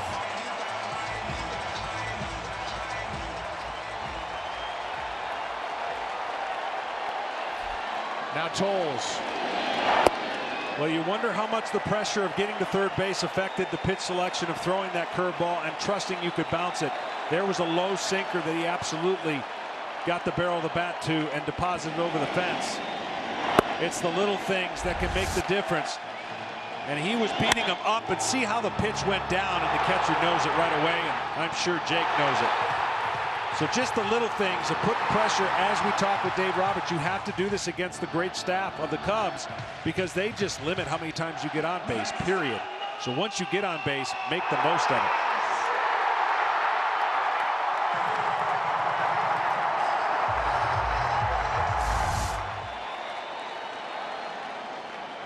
Counts 2-0 on Tolles. Fastball by his bat. Also the pressure on a good starter like Arrieta with his lineup not hitting at all. And that's continued now, except for that 8th inning in game 1. The Cubs can't string any hits together. 3-1 on Tolles.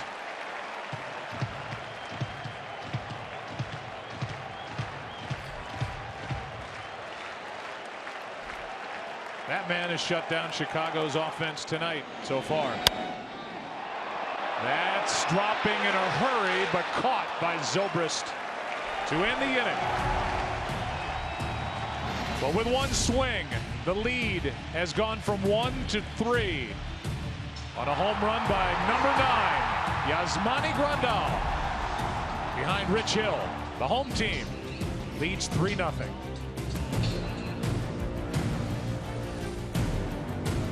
To the NLCS on FS1. Tonight's telecast is presented by T-Mobile One. For the Cubs, the last 2 games, 3 for the last 30, or rather 42 at bats.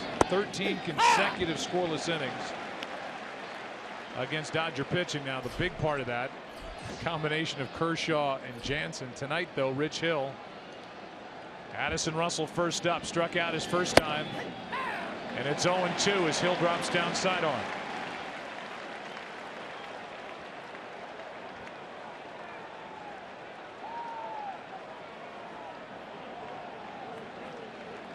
Russell struck out with 2 on and 1 out back in the 2nd. Serves this one into right. 1 out as Reddick backpedals and takes care of it. Number 8 hitter Miguel Montero coming up. 37. Well, that's part of the lineup you definitely want if you're a pitcher. 7, 8, 9. It's not a free inning, but it feels better to have the pitcher in a situation where you can wiggle in and out of trouble. Strike 1 on Montero.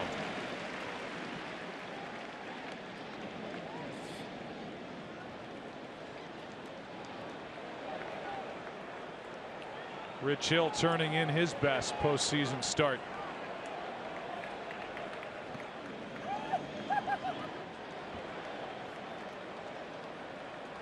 Only the 4th career postseason start as he ties up Montero. No swing. 1 ball, 1 strike as Ted Barrett says it's ball 1, not strike 2. Well, this is the part of the game as we watch here. The barrel of the bat. Stay behind. Close.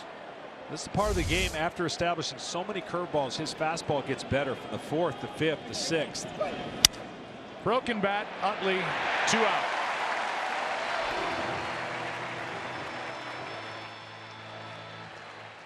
Game summary is sponsored by Michelob Ultra. There's a home run in the background, and that's the biggest swing of the night. A 2-run shot in the bottom of the 4th. Rookie shortstop Corey Seager has an RBI. And the heart of the order, even with the change in that order for the Cubs, hitless tonight. And inside Murphy's bleachers in Chicago, right across from Wrigley Field. Not a happy moment when Grandal went deep a moment ago. Strike 1 on Arrieta. Yeah, those are 2-out RBIs are so big anyways, but 2 of them, 2 times now they've gotten 2 big hits with 2 outs and an early 3-0 lead.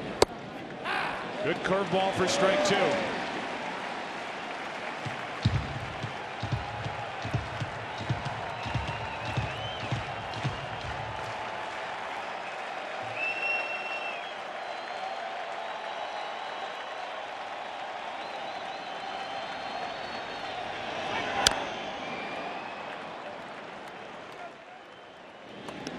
Whatever was making him feel a little uncomfortable earlier, Rich Hill, that 2nd inning, did not look comfortable at all.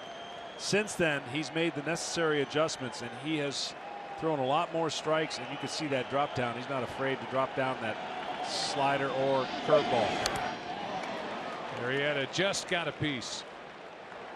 Jake with 5 career home runs, including game 3 of the division series in San Francisco against Bumgarner.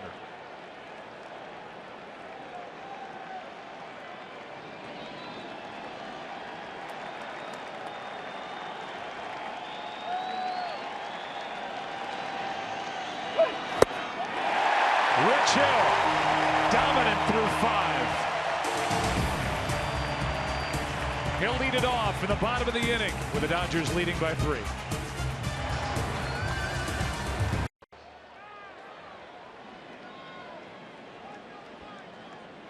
Beautiful scene at the home of the Dodgers since 1962. Dodgers Stadium, strike 1 into Rich Hill. What a job number 44 is doing tonight for the Dodgers. Out pitching Jake Arrieta, the reigning Cy Young Award winner. Trying to bunt his way on. That's not going to work. 1 down. Ken Rosenthal, it has been some wild and crazy trip for Rich Hill to this night tonight. It has been, Joe, and he is a real study in perseverance. Setbacks in his career, Tommy John surgery, shoulder surgery, tragedy in his life, the loss of an infant son. And then last season, after more than 6 years as a reliever, he decided that he wanted to start again. Asked for his release from the Nationals, signed with the independent Long Island Ducks, and then signed with the Red Sox on a minor league deal. And he believes he only got back to the majors because Stephen Wright suffered a concussion. And there's one other twist in this. The guy who saw him throw for the Red Sox was a guy named Jared Porter. He was their pro scouting director at the time. He now is with the Cubs. He's also reinvented as Utley skies one into center, the way he delivers the ball. Former sidearm slinger, now over the top. Dexter Fowler easily hauls that one in. 2 down here in the 5th. Chicago in the 6th inning will have the top of their lineup against Rich Hill. If there are any hiccups against Hill, right now the Dodgers are playing with house money because they love going to their bullpen, but they haven't had to. Hill's been that good, allowing just 1 2-out single. Pitched around 2 walks in the 2nd. Otherwise, dominant. Seager's had a nice night. 2 for 2 with a pair of singles and an RBI. And all 3 of the runs tonight for the Dodgers have come with 2 out. And here's what happened. Location, location, location. Here's the first one, supposed to be in. He goes with it. Second one, same thing. Watch where it's supposed to be. Spins over the middle of the plate. 2 for 2. 2-1 is the count.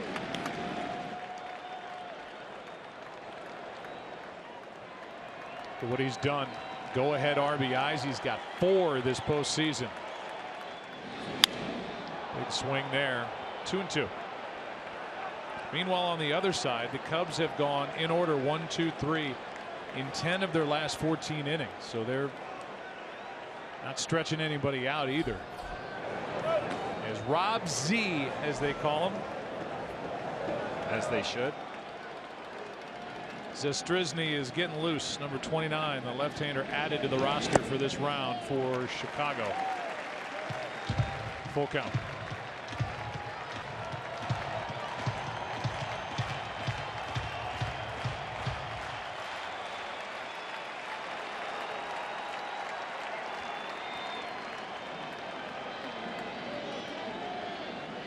Three-two pitch. Got him on a pitch down and in. Strikeout number 5 for Arrieta. 5 innings in the books in Los Angeles. 3-0 Dodgers. Maniacs like to do first.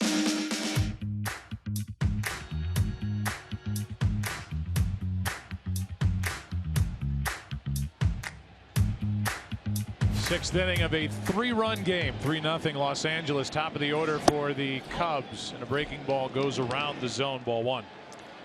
Well, they got to get it going, and this is the guy that can get it going. Although only 4 times out of 14 opportunities leading off an inning as he reached base. That is Turner. In to guard against the bunt. 1 away. With the bases empty, Chris Bryant will be the hitter. Tonight's telecast sponsored by Coors Banquet. That's how it's done. And by AT&T, mobilizing your world. Well, here at Dodger Stadium, the story is Rich Hill. Really, this battery in general with Yasmani Grandal behind the plate. That's a strike. Grandal with a 2-run shot, and Hill has limited the Cubs to 1 hit. And it belongs to the man at the plate.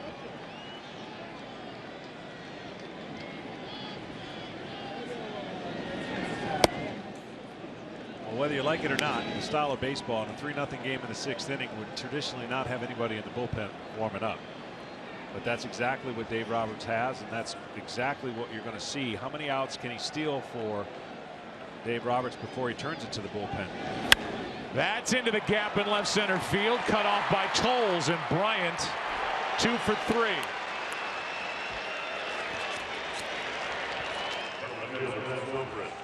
The in-game box score brought to you by T-Mobile One. And for the Cubs, it's Bryant and nothing else. Although a good job by Hill to pitch around a leadoff walk, a stolen base, another walk, and a pass ball in the 2nd. But really no threats tonight as Zobrist walks in.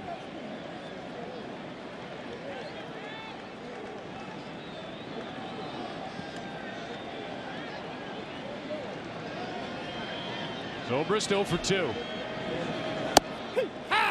Makes a fastball for a strike.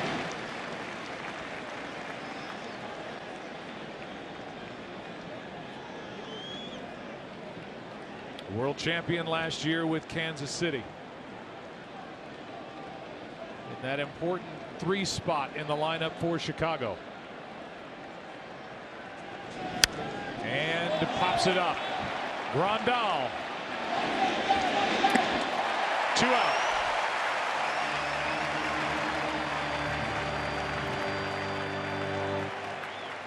I hate to keep throwing out all these negative numbers, but it's becoming the big story for Chicago, a team that scored a ton of runs during the regular season, 3rd most in baseball.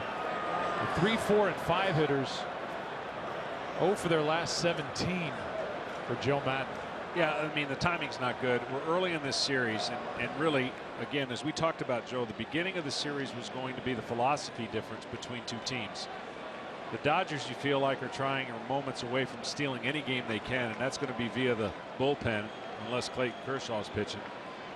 And the Cubs are going to have to rely on their formula, but somehow something's got to get going in their offense. Something's got to click. One big hit like they got in San Francisco to just get them going for, if nothing else, just a couple innings. Here's Rizzo. Ball one.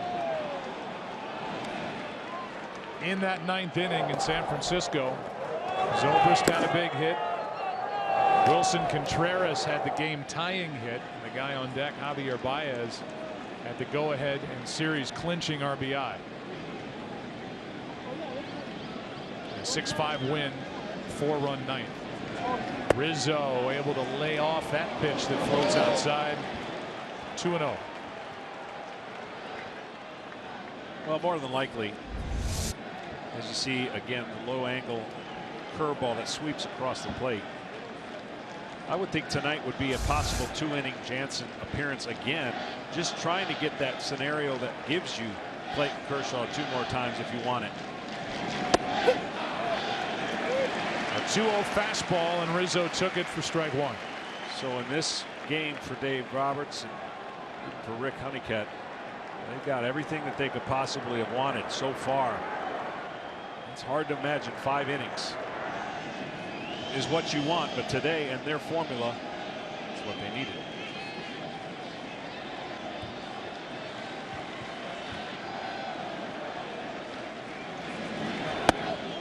That's high, ball 3, and if Baez bats in this 6th inning, he will represent the tying run. Blanton's up there as well. Blanton, of course, faced Baez in that 8th inning. Got him to pop up before the rest of the inning didn't go quite as planned. Rizzo has seen 19 pitches, 13 curveballs, 6 fastballs, and a check on Bryant, who has a 2-step lead.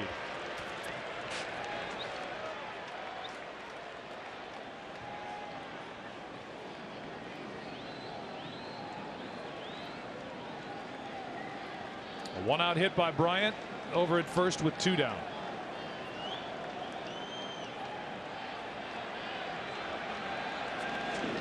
Good curveball behind in the count. 3-2. He's comfortable with it. Now in these scenarios here, he's been dropping down and, believe it or not, throwing strikes from that point at 3-2 count. See if he does that to Rizzo.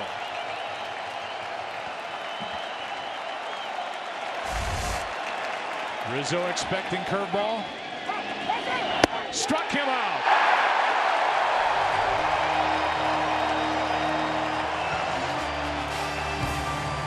Biggest start of his career in Rich Hill has answered the call. He struck out 6. He's walked 2. No runs on 2 hits. Leads by 3.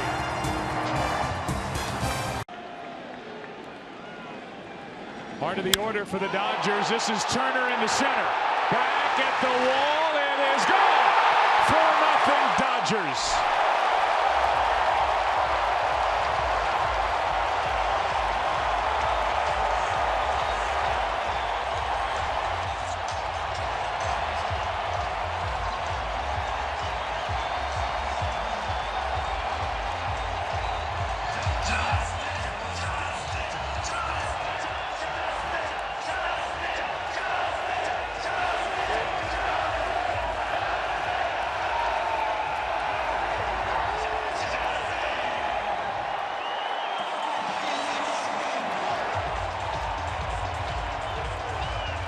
That'll be it for Jake Arrieta. The leadoff home run by Justin Turner. First RBI of this series, 2nd home run of this postseason. And the guy who hit 27 during the regular year has extended the lead to 4 and knocked out Jake Arrieta.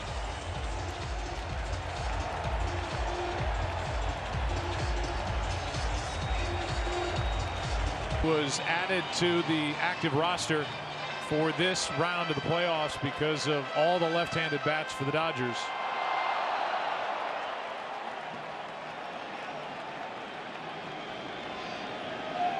How about this? They announce Zastryzny even here on the PA system, and it's Travis Wood. How about that? So it's Wood, not Zastryzny. They go to the veteran. Zastryzny was up. Wood was tucked over the side of the bullpen. You can't see from the press box, and instead of Zastryzny, it's Wood. And the count's gone to 1 ball, 1 strike. Little switcheroo. Well, nonetheless, the left-handers for the Cubs in this series are going to play big if they're going to have success because of the heavy left-handed hitting lineup that the Dodgers have. There was action for the Dodgers in their bullpen. And I don't know that this crowd is aware that it's Wood, not Zastryzny, the veteran left-hander who came up with the Reds, now with the Cubs, former starter, now a reliever, gets it by Gonzalez's bat. 2-2. Those lefties are all the same. All the same. They're all a little bit off in a good way. And now a beach ball gets loose out on the warning track in left. So there are 4 left-handers available to Joe Maddon. And with the left-handed heavy presence that are in this lineup for Dave Roberts, plethora of lefties for Maddon. He goes with Wood, and it's fouled out of play. 4-0 game. This game has gone so well for the Dodgers against Jake Arrieta. You look at a pitching matchup coming in, the reigning Cy Young, a guy who's got nasty stuff, against Rich Hill, who has not been dominant. And just when you think you got everything figured out, the whole thing gets dumped on its head. And the Cubs still can't figure out Rich Hill, although we'll see if he's going to go out for any more. Well, the second inning was the inning for the Cubs. It just looked uncomfortable to Rich Hill. Even though it was 2 outs, they had 2 runners on. Here's a 2-2 fouled away. And since then, he was in command with his breaking ball. He was fearless on 3-2 counts. He could drop down and throw at any time, in any place, the breaking ball and then the fastball. See Puig on deck. He'll bat for Reddick to get his arm out in the outfield in the late innings. But right now it's Wood and Gonzalez, and a strikeout starts the frame.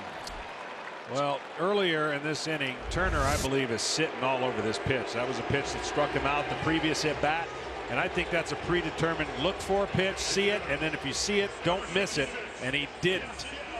That's why he doesn't swing a lot of first pitches, but that was one he was glad that he did, and so are the Dodgers.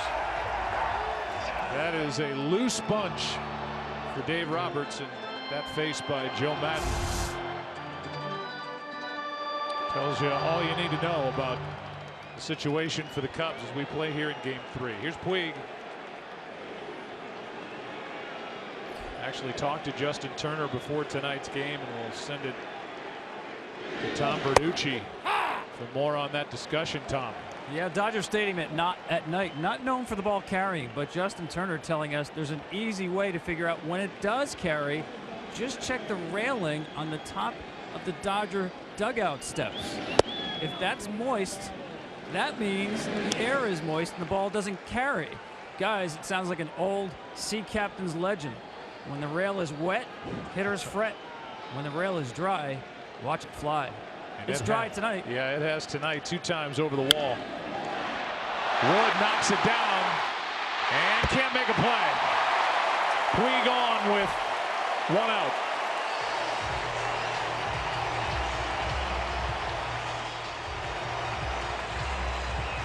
And the first hit this postseason for Yasiel. Yeah, Wood's a pretty good athlete. You see the spin right there, and then where it bounced. That's Puig's first hit since 2014 off of John Lackey. He'll take it. 0 for his last 17 coming into that postseason wise. And just 1 for his last 26. And Wood was all over the place, but just could not get to the ball in time to make a play at first. Here's Jock Peterson, who was struck out twice. That was against the right-hander Arrieta.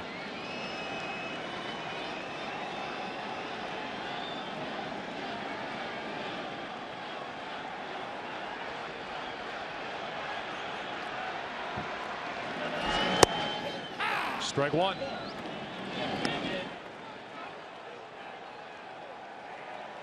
The Cubs in the 7th will have Baez, Soler, and Addison Russell, trailing by at least 4.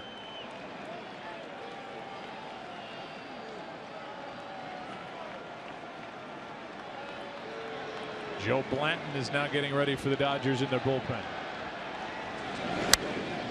Strike 2.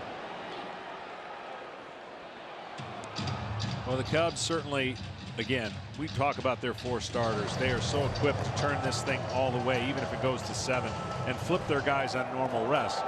And all the mind games that happen in a best-of-7 series, when you have a creature like a dominant one and Clayton Kershaw, you start thinking differently. You say, oh, we got Clayton Kershaw, maybe 2 more times. Well, it's still on short rest if that's the route they decide to go. Well, it's interesting, and just to go there for a moment, Dave Roberts isn't committing to a Game 5 starter. You would think it would be Kershaw to try to get him 2 more times in this LCS, but Roberts has said, depending on where we are in this series, I may save him to let him refresh if this series were to go back to Wrigley Field in Chicago. Yeah, I think the only scenario that happens is if they're up 3-1. I don't think another scenario creates anything that makes you feel less of an opportunity to go with Clayton Kershaw. I would agree with you. Here comes the 0-2. Instead a check on Puig. He does not have a big lead at the moment.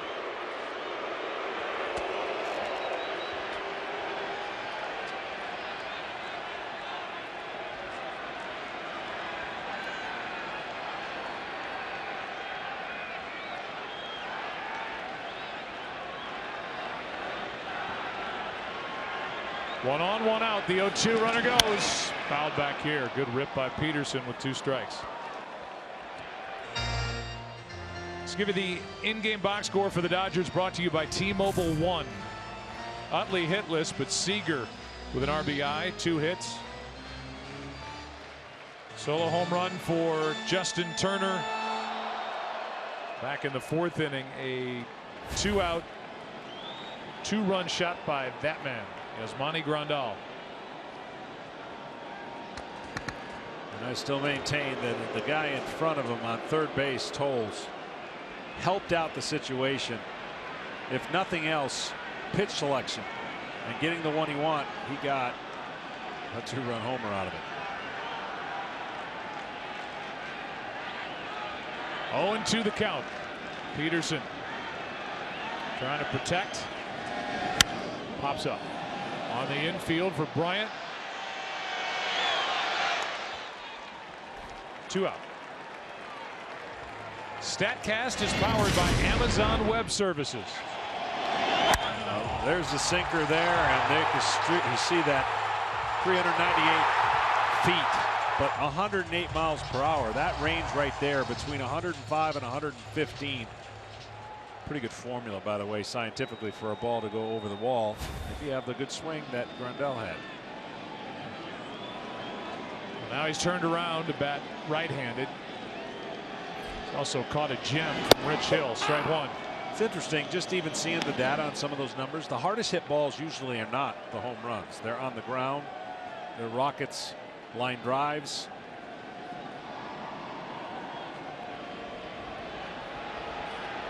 Oh, 1 pitch. Travis Wood throwing hard. Arrieta went 5+, allowed 4 runs on 6 hits. No walks, 5 strikeouts, 2 home runs. Here is a 1-1 instead of check on Puig.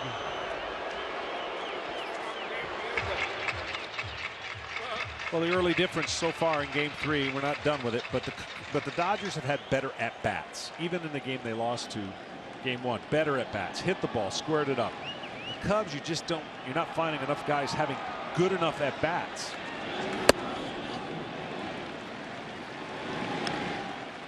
2-1 from Wood.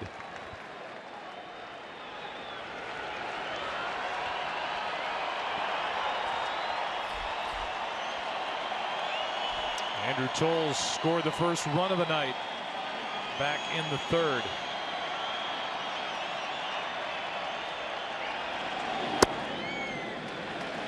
3-1.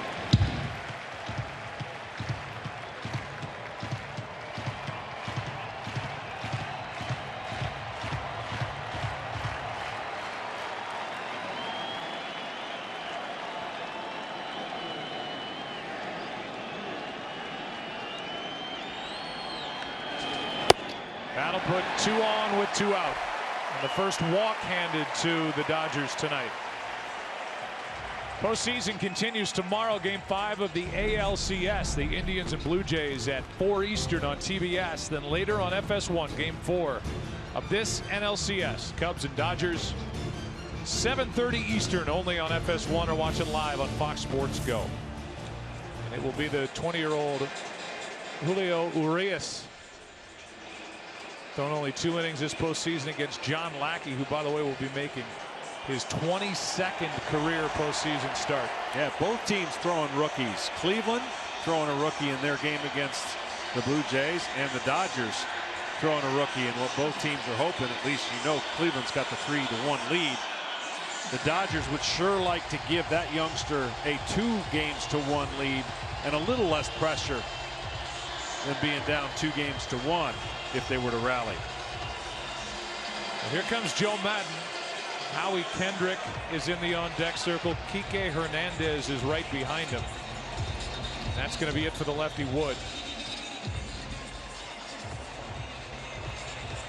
And we'll see who pops out of that near side of the bullpen for the Cubs.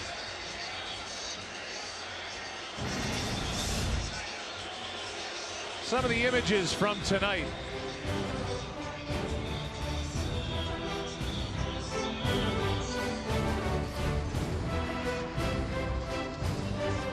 Is Justin Grimm. His Cubs come out of the bullpen without numbers on the front of their jerseys, tucked away in that corner, and it's the right-hander Grimm. Third pitcher of the game, second of the inning. And it's Kendrick on the pinch hitting assignment here with 2 on, 2 out. Andre Ethier is in the on-deck circle, with a pitcher Rich Hill would bat if it got there. The battle between Grimm and Kendrick.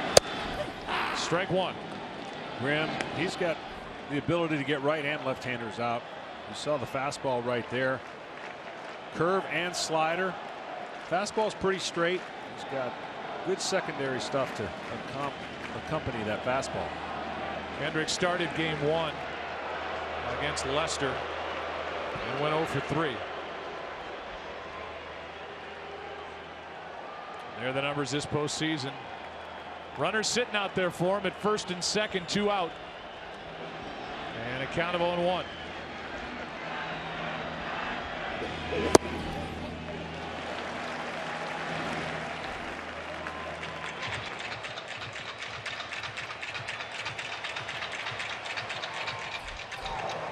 Joe Blanton has been up for a long time in that Dodgers pen. Long-time big league starter. Strike 2. Yeah, spacing out his throws. Once you get hot is the term for a reliever. You then basically are just buying your time when the inning has some pitching changes. But the rush of adrenaline when you get the call and when you get in the game, unlike being a starter, and Blanton, as you mentioned, former starter now, valuable role out of the bullpen for the Dodgers. Yeah, really big. Nice find for Los Angeles and for Dave Roberts. Here comes a 1-2. 2-2.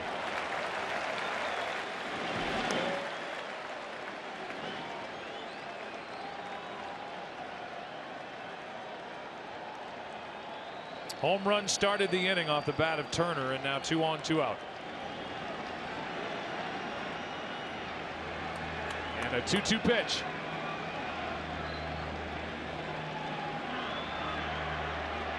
Puig is hopping around back there at second base, and Grimm just was looking at him.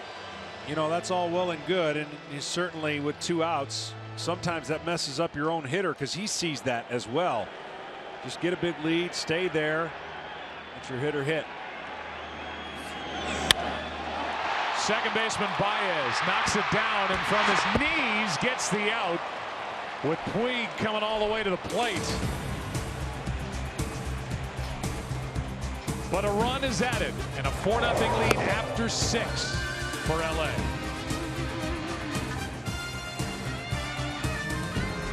Welcome back to the NLCS on FS1. Tonight's telecast is presented by T-Mobile One.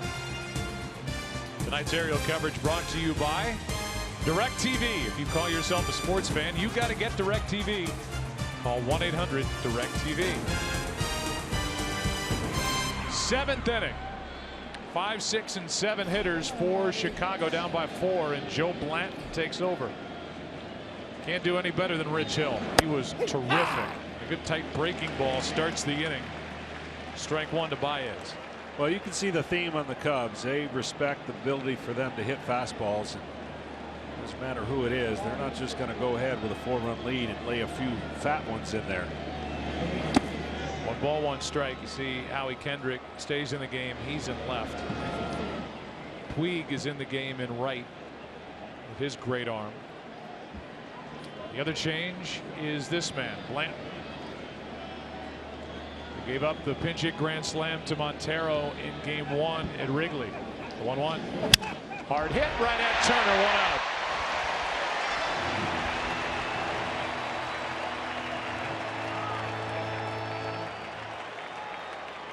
Coughlin's going to come off the bench and hit. This one sounded like maybe his bat was broken, which tells me the slider catches off the end of the barrel, but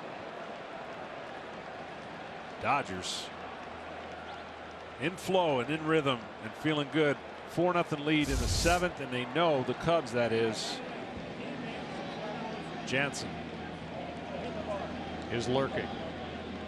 Coughlin off the bench. 31-year-old outfielder takes a high strike from Blanton at 90 miles per hour. Coughlin batting for Jorge Soler, with Hayward in the on-deck circle. That's low. 1 ball, 1 strike. So Joe Madden is going to the bench here in the 7th. It's Pedro Baez along with the young left-hander Grant Dayton getting loose for the Dodgers in their pen. Jammed him. Strike 2. We're going all the way back. Clayton Kershaw, tremendous game plan. Hit all his spots. Frustrated the Cubs hitters, as he does the whole league. But the game plan has been to frustrate the Cubs hitters by moving the ball in and out, jamming the right guys, spinning the ball on the other guys, and keeping them at bay. Like I said, you know, baseball, pitching, everything gets contagious, it gets streaky, and you can run into the wrong streak at the wrong time in the postseason. That's what the Cubs are dealing with right now, offensively. 2 balls, 2 strikes with 1 out, nobody on. Chris Coughlin's bounced around in his career. Former Marlin, been with the Cubs, and left the Cubs, went to Oakland, back to Chicago.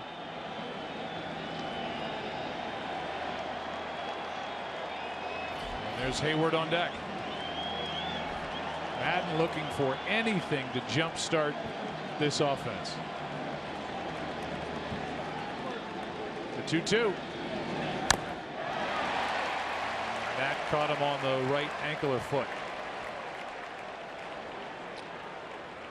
So he'll have to shake off that pain, and we'll welcome you inside the broadcast booth. I'm Joe Buck along with the Hall of Famer John Smoltz, and this was an impressive night for Rich Hill and for the LA Dodgers to this point. Yeah, I was wondering what kind of game plan, other than you're going to see a lot of curveballs, but the fastball played extremely well after he established the curveball.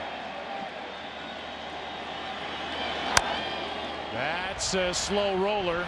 Gonzalez to the bag. Safe is the call. And Gonzalez says, challenge it.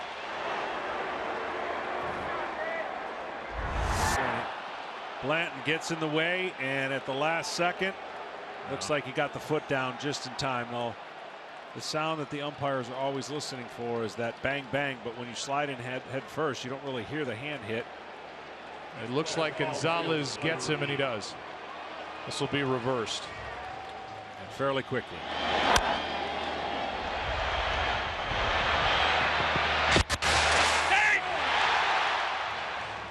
First base umpire is Angel Hernandez, and clearly the foot's on the bag before the left hand of Coghlan.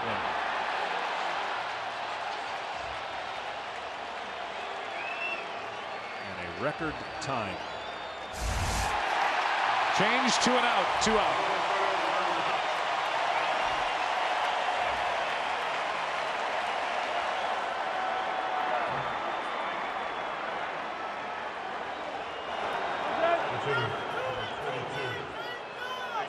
And now Jason Hayward is going to bat. He's hitting for Addison Russell. If that tells you anything about how Joe Madden feels about where Addison Russell is with his swing. Yeah, exactly. I mean, it hasn't remotely come close, really, for Russell so far. Searching, timing, big leg kick, big swing, just hasn't really put together. As you can see, the frustration. Bases empty, 4-run game. Hayward takes strike 1.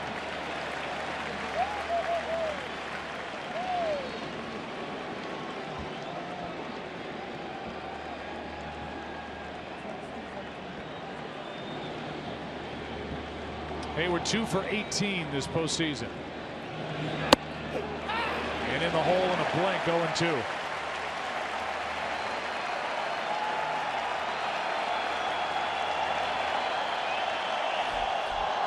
There's another lefty, Montgomery. But right now it's Hayward and Blanton. And Blanton wins that battle.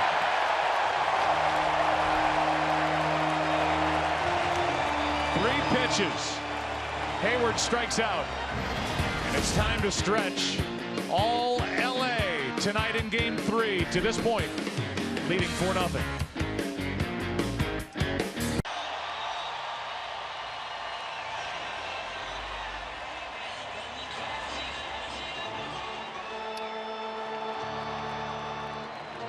Here are the changes for the Cubs as the bottom of the 7th inning rolls in. Coghlan stays in the game in left, Hayward in right. That moves Zobrist into second base, and Baez goes from second base to short. Grimm still on the mound. Action for the Cubs in their bullpen. Ball 1 outside as Andre Ethier comes off the bench to pinch hit. He has a home run in this series. 2 for 3 this postseason. Home run in Game 1. This one's popped up down the left field line. Coghlan has it, 1 out. T-Mobile One lets MLB fans dig into the game with unlimited LTE data on their smartphones. Show us how you're baseball's #1 fan by using hashtag #UnlimitedBaseball for a free MLB Shop gift code and a chance to win tickets to every 2017 World Series game. You've all been watching Larry King all night back there behind home plate. Red shoes. And Jason Patrick was here earlier tonight with his son Gus. Every time I see Magic, I just can't help but think about growing up in Lansing, Michigan, and watching him play in high school, college. Actually watching him play softball, believe it or not. Really? Yeah. Magic. Everybody's hero in Lansing, Michigan, of course, bringing a championship there, and pretty much championships wherever he goes. Trying to help get this Dodgers organization back to the World Series for the first time since 1988 when they won it. That was the great Oral Hershiser on the mound and the great Kirk Gibson. Gimpy, but able to hit the home run off Eck to start that World Series. What a charge that was for this LA team to start that fall classic, as Utley is in the hole in a hurry here, 0-2.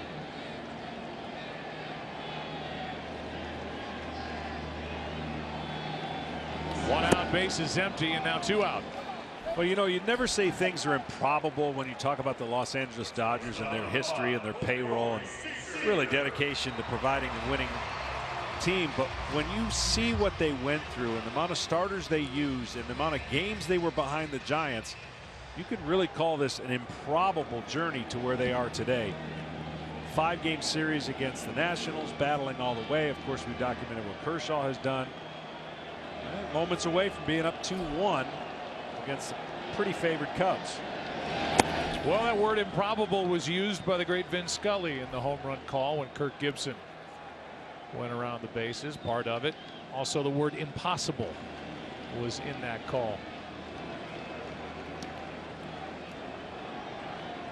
One of the great moments in World Series history. 2 out, nobody on, a 1-0 pitch. Seager takes a strike, and Justin Grimm is throwing the ball very well. And what the Dodgers pitching staff has done with their execution and game plan has made the Cubs look really flat. They're not a flat team.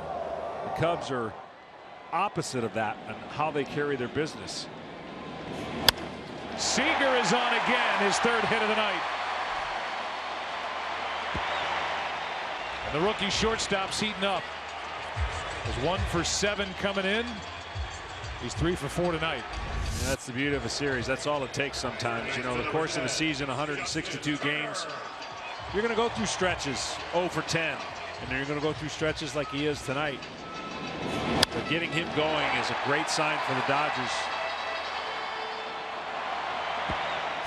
To win 4 games, they're going to need their offense and their bullpen to be spectacular. Well, Justin Turner homered his last time up. He's 1 for 3. A check on the runner. Turner is 31. He'll turn 32 in November, and this was a guy who was just waiting for a regular chance in the big leagues, not tendered by the Mets. Joined the Dodgers and hit .340 in his first year here 2 years ago. Grounds to the second baseman, Zobrist. And the inning is over. That sends game number 3 into the 8th inning. Cubs will bat down by 4.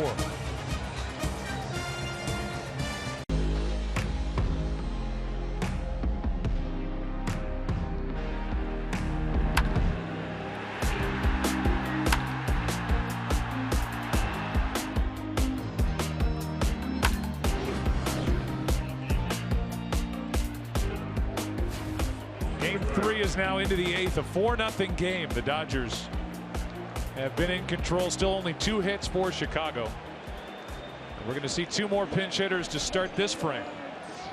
2 last inning, Coghlan and Hayward, and now Wilson Contreras against Grant Dayton, the young left-hander.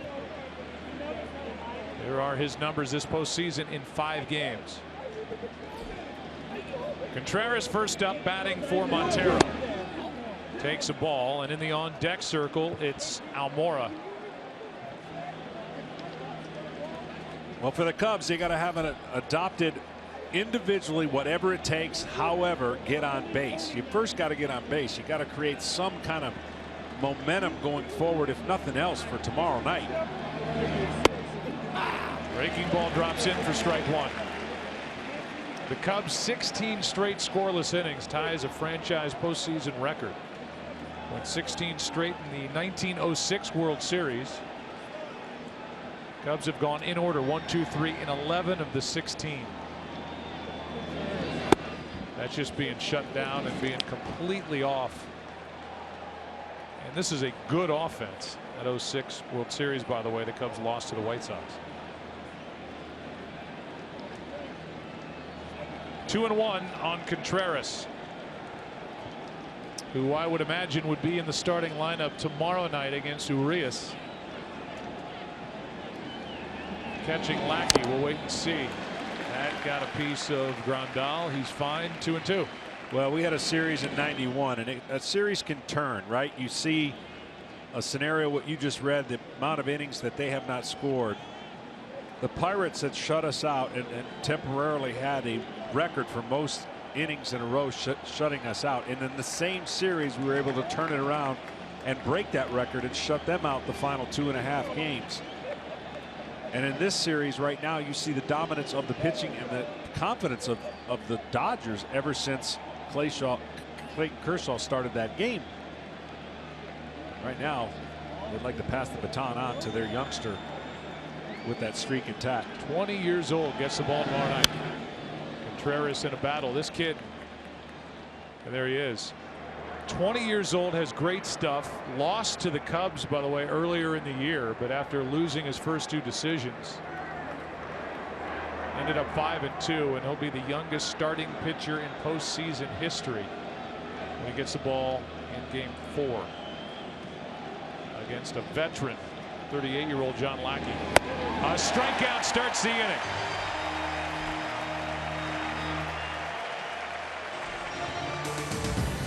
Tonight's telecast sponsored by Chevrolet.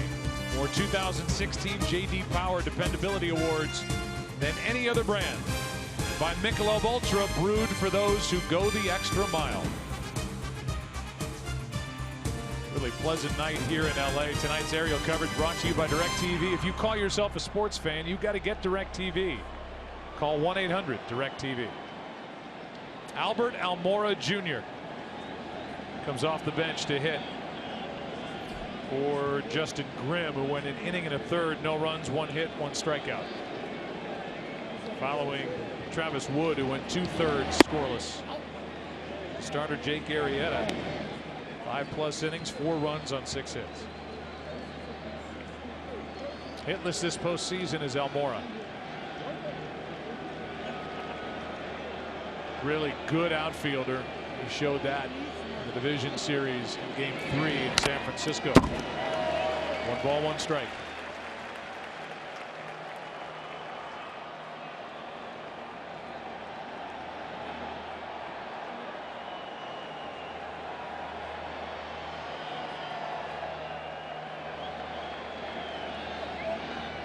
Little stress in the seats for some of these Cub fans, and there are a lot of them here at Dodger Stadium tonight.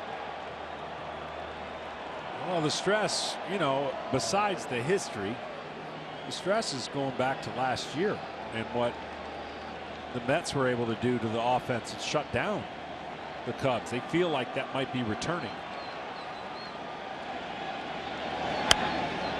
Almora is jammed, fouls it out of play, but as you've said a couple of times in tonight's game, this is early in this series. Yes. And you get caught up. The Cubs won't. Joe Madden won't. You get caught up in where you are in the series and what's left. What's left is tomorrow night, and you get right back in it. Now, Toronto, they faced a different set of circumstances. They can't afford any more hiccups. Down 3-1 now. Almora in a battle with Dayton. But it is amazing. I mean, it's amazing how quick it can turn, and you're just looking for that moment to turn. Of course, your next day starter, always the guy, right, that can take you and put you in a much better situation. But I'm a big believer that every time you step on the mound, your job is not only to give your team a chance to win, make it easier for the next guy. And that's what Rich Hill did for the youngster so far tonight. Urias tomorrow. 2-2. And I really did have that mindset. I mean, it may seem elementary, but I just said, you know, whether it's Maddox or Glavine, whoever's following me, I want their job to be easier by me doing my job. And that's all I can do that night is do my job. And not on my watch was usually the kind of the mantra I would have. And that's what you got to do. That's up the middle to his right. Utley surrounds it, gets the out.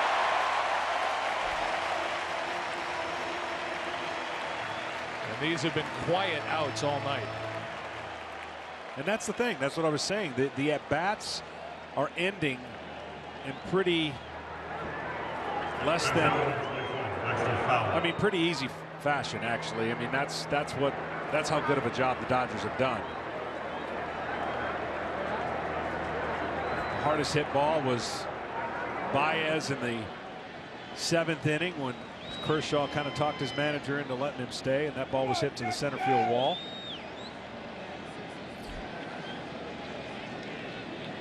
Here's Fowler with 2 out, nobody on. He's hitless tonight.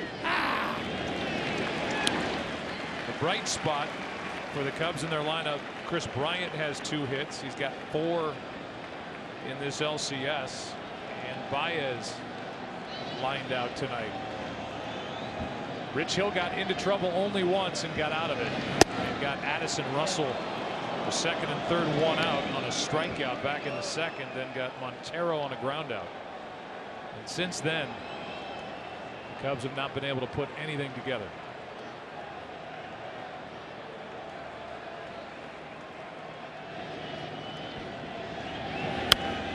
Dayton picking up where Blanton left off, who picked up where Rich Hill left off. As Hill is in line for his first career postseason win. Really love the arm action of Dayton, and when a hitter tells you right there, that might as well have been 99 miles an hour. He has late life on his four-seamer, smooth arm action out of the glove, and the ball just sneaks up on the hitter.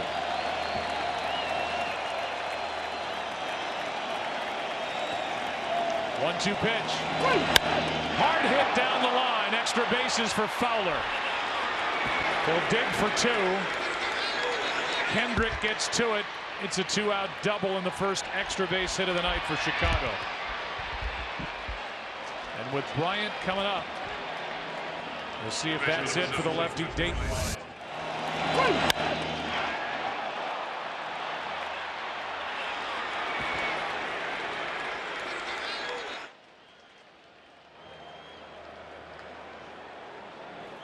So a two-out double. Jansen's down in that bullpen, the closer for the Dodgers. And with Chris Bryant will be the hitter, but he won't face the young left-hander. Prior to that double by Dexter Fowler, the guy coming up, Bryant, the only two hits of the night for Chicago. And here comes big number 74. He'll try to shut it down.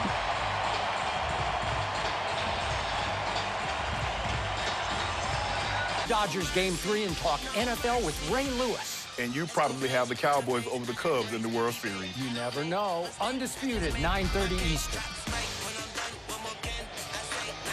We're in the 8th inning of a 4-run game, and Chris Bryant will be the hitter against Kenley Jansen, who was sensational in Game 2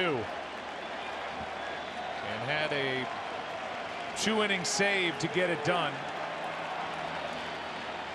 And in the process, threw the fewest pitches for a 2+ inning save in the big leagues this year.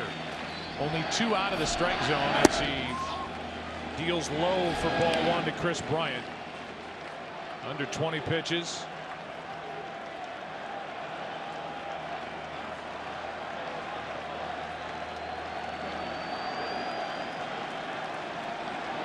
He's just looking for the final out here in the top of the 8th. Bryant 2 for 3 tonight. Right through it at 93, and in that game, after Clayton Kershaw was dominant through 7, Jansen came in and just shut it down. Kike Hernandez comes in, double switch. He's in left. That moves Kendrick to second base. Pitchers batting in the spot vacated by Utley. Hernandez bats 9th. Fought it off, fouled it off. Strike 2. As nasty as that pitch is, Jansen will mix up a little bit with his delivery out of the stretch, sometimes with the glove being different, the leg kick. So he has ways of being a little bit different, even though he only throws 1 pitch for the most part every single time and says, go ahead, try and hit it. Only 18 pitches in Game 2. 16 strikes. A couple of nights later, here he is. 2-2.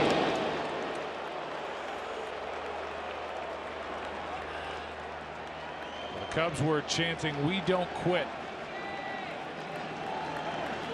in Games 3 and 4 in San Francisco against the Giants in the division series. They got a big hill to climb here. 2-2.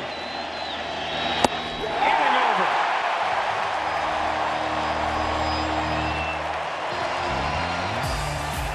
And Jansen has been lights out. Bottom of the 8th inning rolls in as Bryant swings through it. Dodgers lead by 4.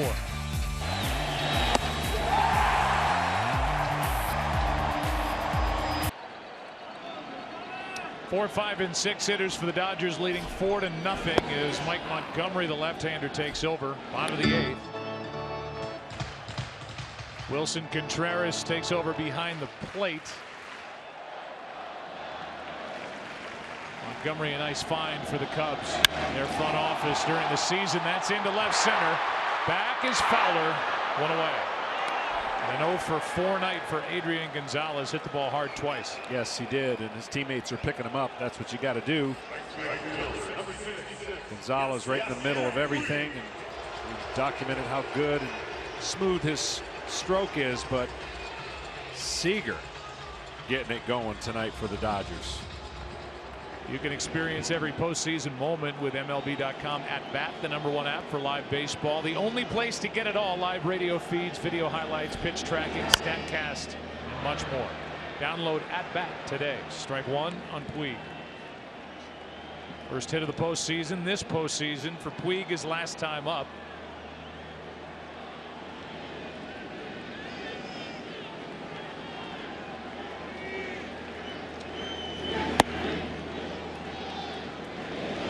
Ball, 1 strike.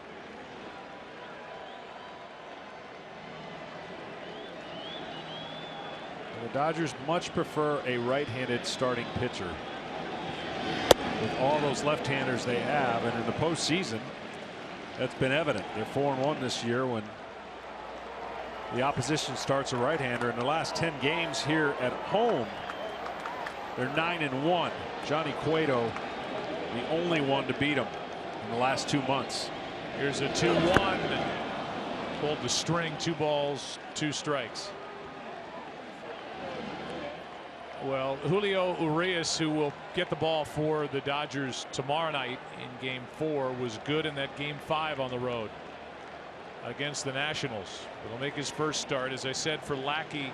22nd career postseason start. Hard hit, base hit, and Puig 2 for 2 tonight.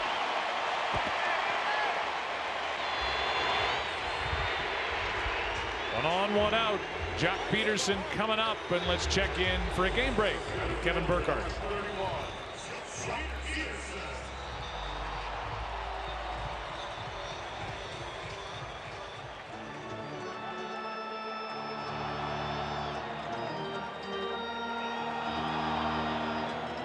All right, guys, thanks. Here's Peterson now with the infield shift on as Bryant will play at a deep second base. Baez, the only one on the left side of the infield, and with Peterson showing bunt, Baez was charging.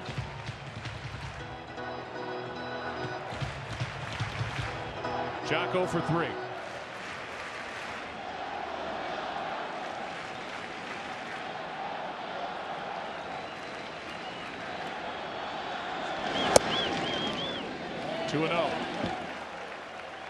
Talked about it earlier in the series, what the Dodgers have been trying to do with Jock Peterson by playing the game pepper, by trying to get him more an awareness of having control of that bat. Kind of stands there stagnant and then tries to take that big swing. And when he connects, he's got a lot of power. 25 home runs during the regular season. As we said tonight earlier, a big one in Game 5 of the division series against Scherzer and the Nationals. Outside corner, 2-2. Here the home plate umpire, Gary Cederstrom, yelling out strike 2. Joe Carpenter doing our audio. Bob Qua with him, pushing all those buttons to make the sound so good from these ballparks. So the defense. And now with 2 strikes, the bunt goes out the window. StatCast powered by Amazon Web Services. 2-2. That was close.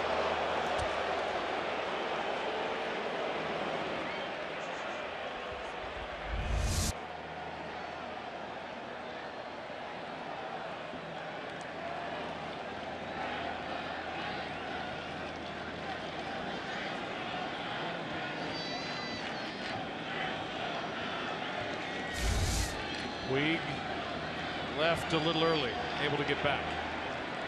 Was 2-0, now 2-2 on Jock Peterson.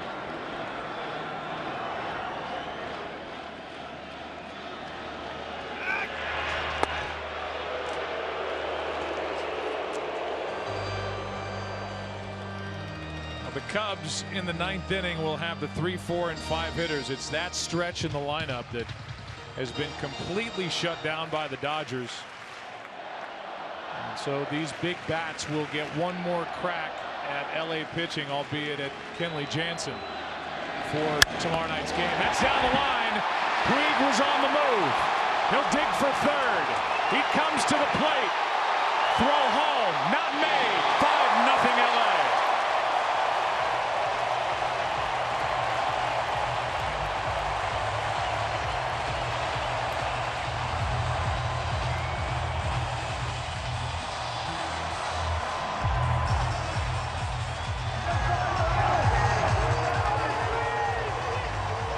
This much better bat control. He just kind of slices it in the other opposite field rather than taking that huge swing, and it paid off.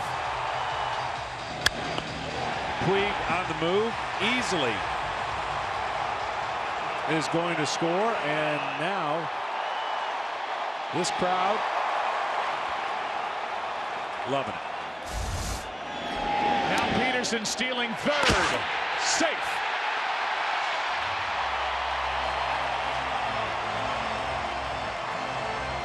And the Dodgers keep coming at these Cubs.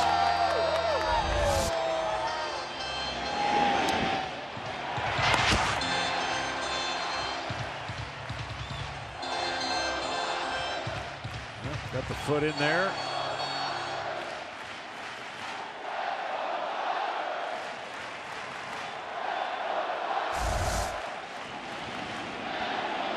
Infield is in. Grandal with a 2-run home run tonight. Big swing. That's up for ball 2.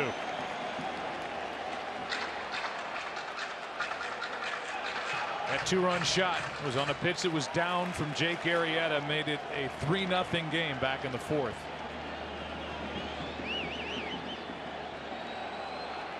Big moment in that game too, because he battled him.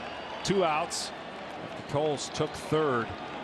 Battled and got the count in a favorable count and took advantage of a mislocated sinker. 3-0 the count on Grandal. Cubs have talked about how loose they were even after losing that 13-inning game in the division series. They've been so good all year. 103 wins to lead baseball. Won their division by 17.5 games. There's a strike. They won game 1 on the pinch hit grand slam by Montero. Lost game 2 to Kershaw. Joe Madden had some of his players wake him up on the charter flight out here to LA after that game 2. He's back there, said the guys were loose. Don't know how loose they'll be tomorrow. Here's Baez. A juggle. Run scores out at first. 6-0 with 2 out in the 8th.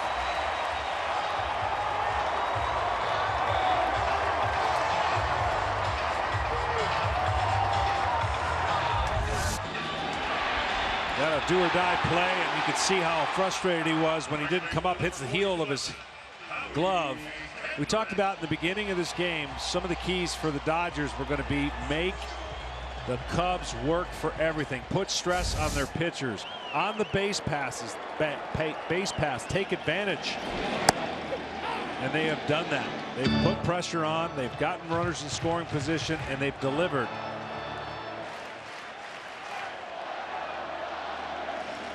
A 1 pitch to Kendrick. But at the heart of it all for the Dodgers tonight, the veteran left-hander Rich Hill. He's outstanding. 6 innings, no runs, 2 hits, 6 strikeouts, 2 walks, both coming in the 2nd. Got around him, and he was fooling the Cub hitters all night. And then Blanton, and then Dayton, and now him, Jansen.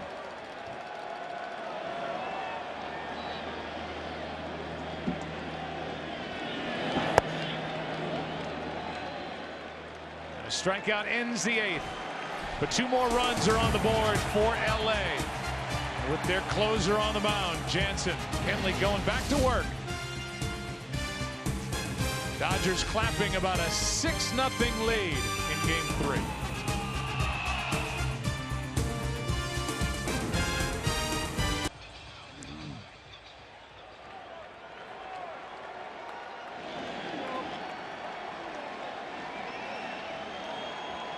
Six runs for Kenley Jansen. Came on with a 4-run lead in the 8th inning. Not a save situation for Kenley, but nobody cares about those statistics at the moment. All the Dodgers want is to go up 2-1 against the favored Cubs. Winners of 103 regular season games. Dodgers won 91 as they won the West by 4. Zobrist 0 for 3.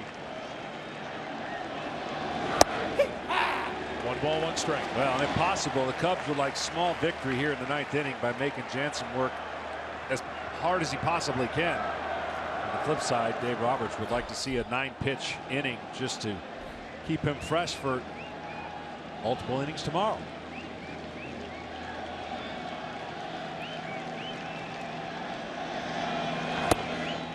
There's a point to be made along those lines about what Rich Hill did, giving length tonight. 6 innings. It's been Blanton for 1 inning, Dayton for 2/3. They have arms all over the place for tomorrow night's game with Julio Urias on the mound. The 20-year-old getting his first postseason start. He's only gone 2 innings this postseason. 2-2. Yeah, and that's crucial because you know that's what it's going to be. They're not going to let the young kid stay out there for anything other than what he's able to do, and if he looks good, certainly he'll stay there. But then potentially Kershaw after that. There's where your innings can get eaten up by the bullpen, then saved by him. Full count. And especially with 3 games in a row. I mean, in a perfect world, the Cubs would have liked to have gotten in that bullpen with the lead and made them work, or at least a closer game, and make them work hard for 3 straight days. This wasn't much of a stressful situation past the 5th. Zobrist trying to get on to start the 9th. That won't do the trick. 1 out.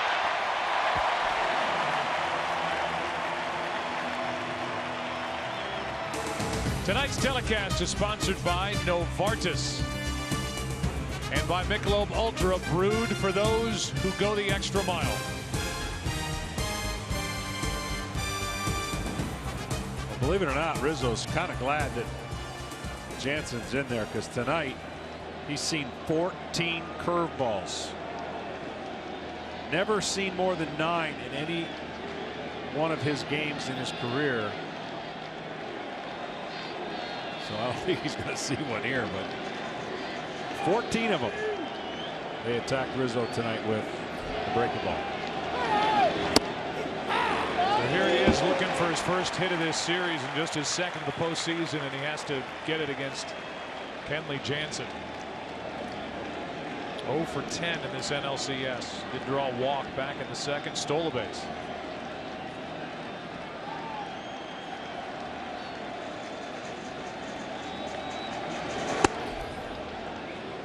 And there is some value, I mean, in a losing situation for the Cubs, to get some more looks at Jansen for the rest of the series. The more you get, the better chance you have, even though he's been super nasty.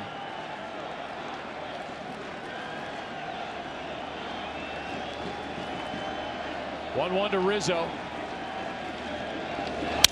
Shattered bat. Nobody hit by it, and nobody can get to the ball. They're playing so deep. Rizzo gets an infield hit, and he'll take it any way he can get it right now. Oh, you aren't kidding. I mean, this eats up the lumber. This is not fair. Bat goes flying. Ball, of course. Jansen's trying to get out of the way of splinters. I watched 4 consecutive, I believe it was 4 consecutive bats that Mariano Rivera broke in the World Series against us. And all you can do sometimes is laugh. But in this case, for Rizzo, a hit is a hit at this point. 1 on, 1 out. The batter will be Baez, who lined out to third his last time up, but he's 0 for 3.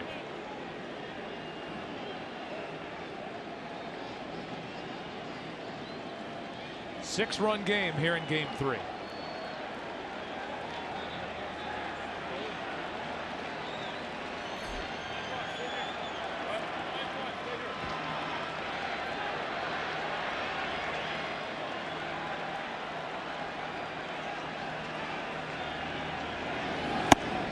Major League Baseball history,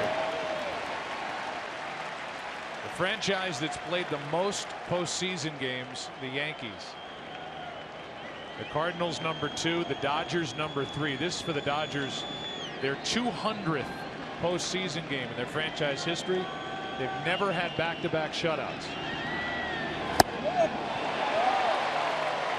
That's an eyebrow raise there. I would have guessed against that.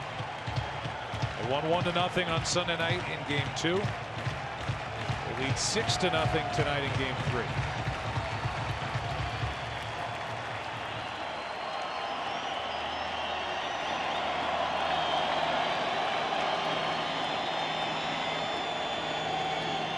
Rizzo running. 2 out. There's that different delay in his windup. He has a couple different ways to mess with the timing of the hitter. They will not give a stolen base to Rizzo.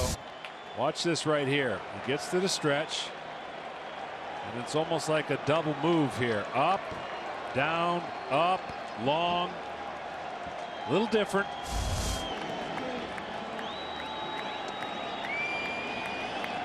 There's Rich Hill, a star tonight.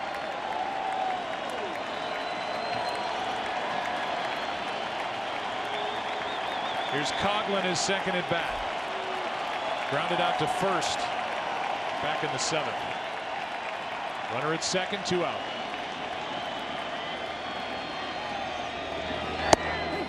Strike 1.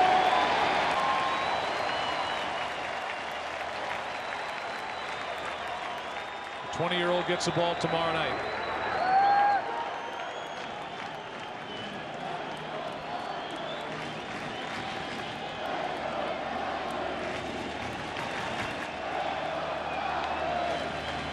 Strike 2.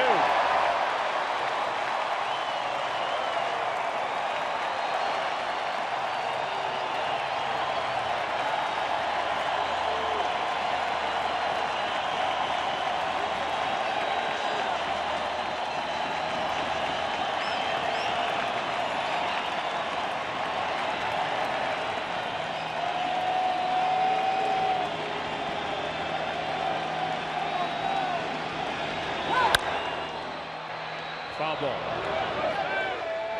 Tell you what, he looks locked in, and if you're the Cubs, you know the rest of the series you can't afford trailing late, because after those 52 pitches that he threw in Game 5 for the Dodgers to get to this point,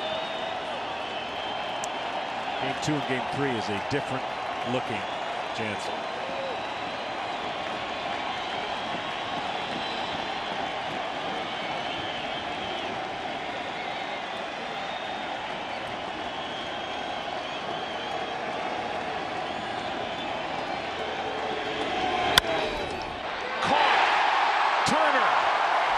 Win Game 3, 6-0.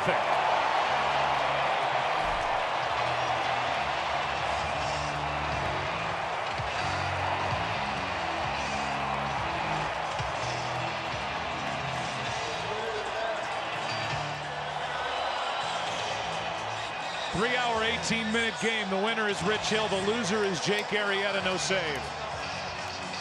What a night for Rich Hill. 6 innings, no runs, 2 hits. Dominant tonight. And the Dodgers had every part of their game working here in Game 3. Yeah, they really did, and it was a dominant performance all the way around. The Cubs have looked very beatable the last few games offensively, and they're going to need to right the ship against the youngster tomorrow.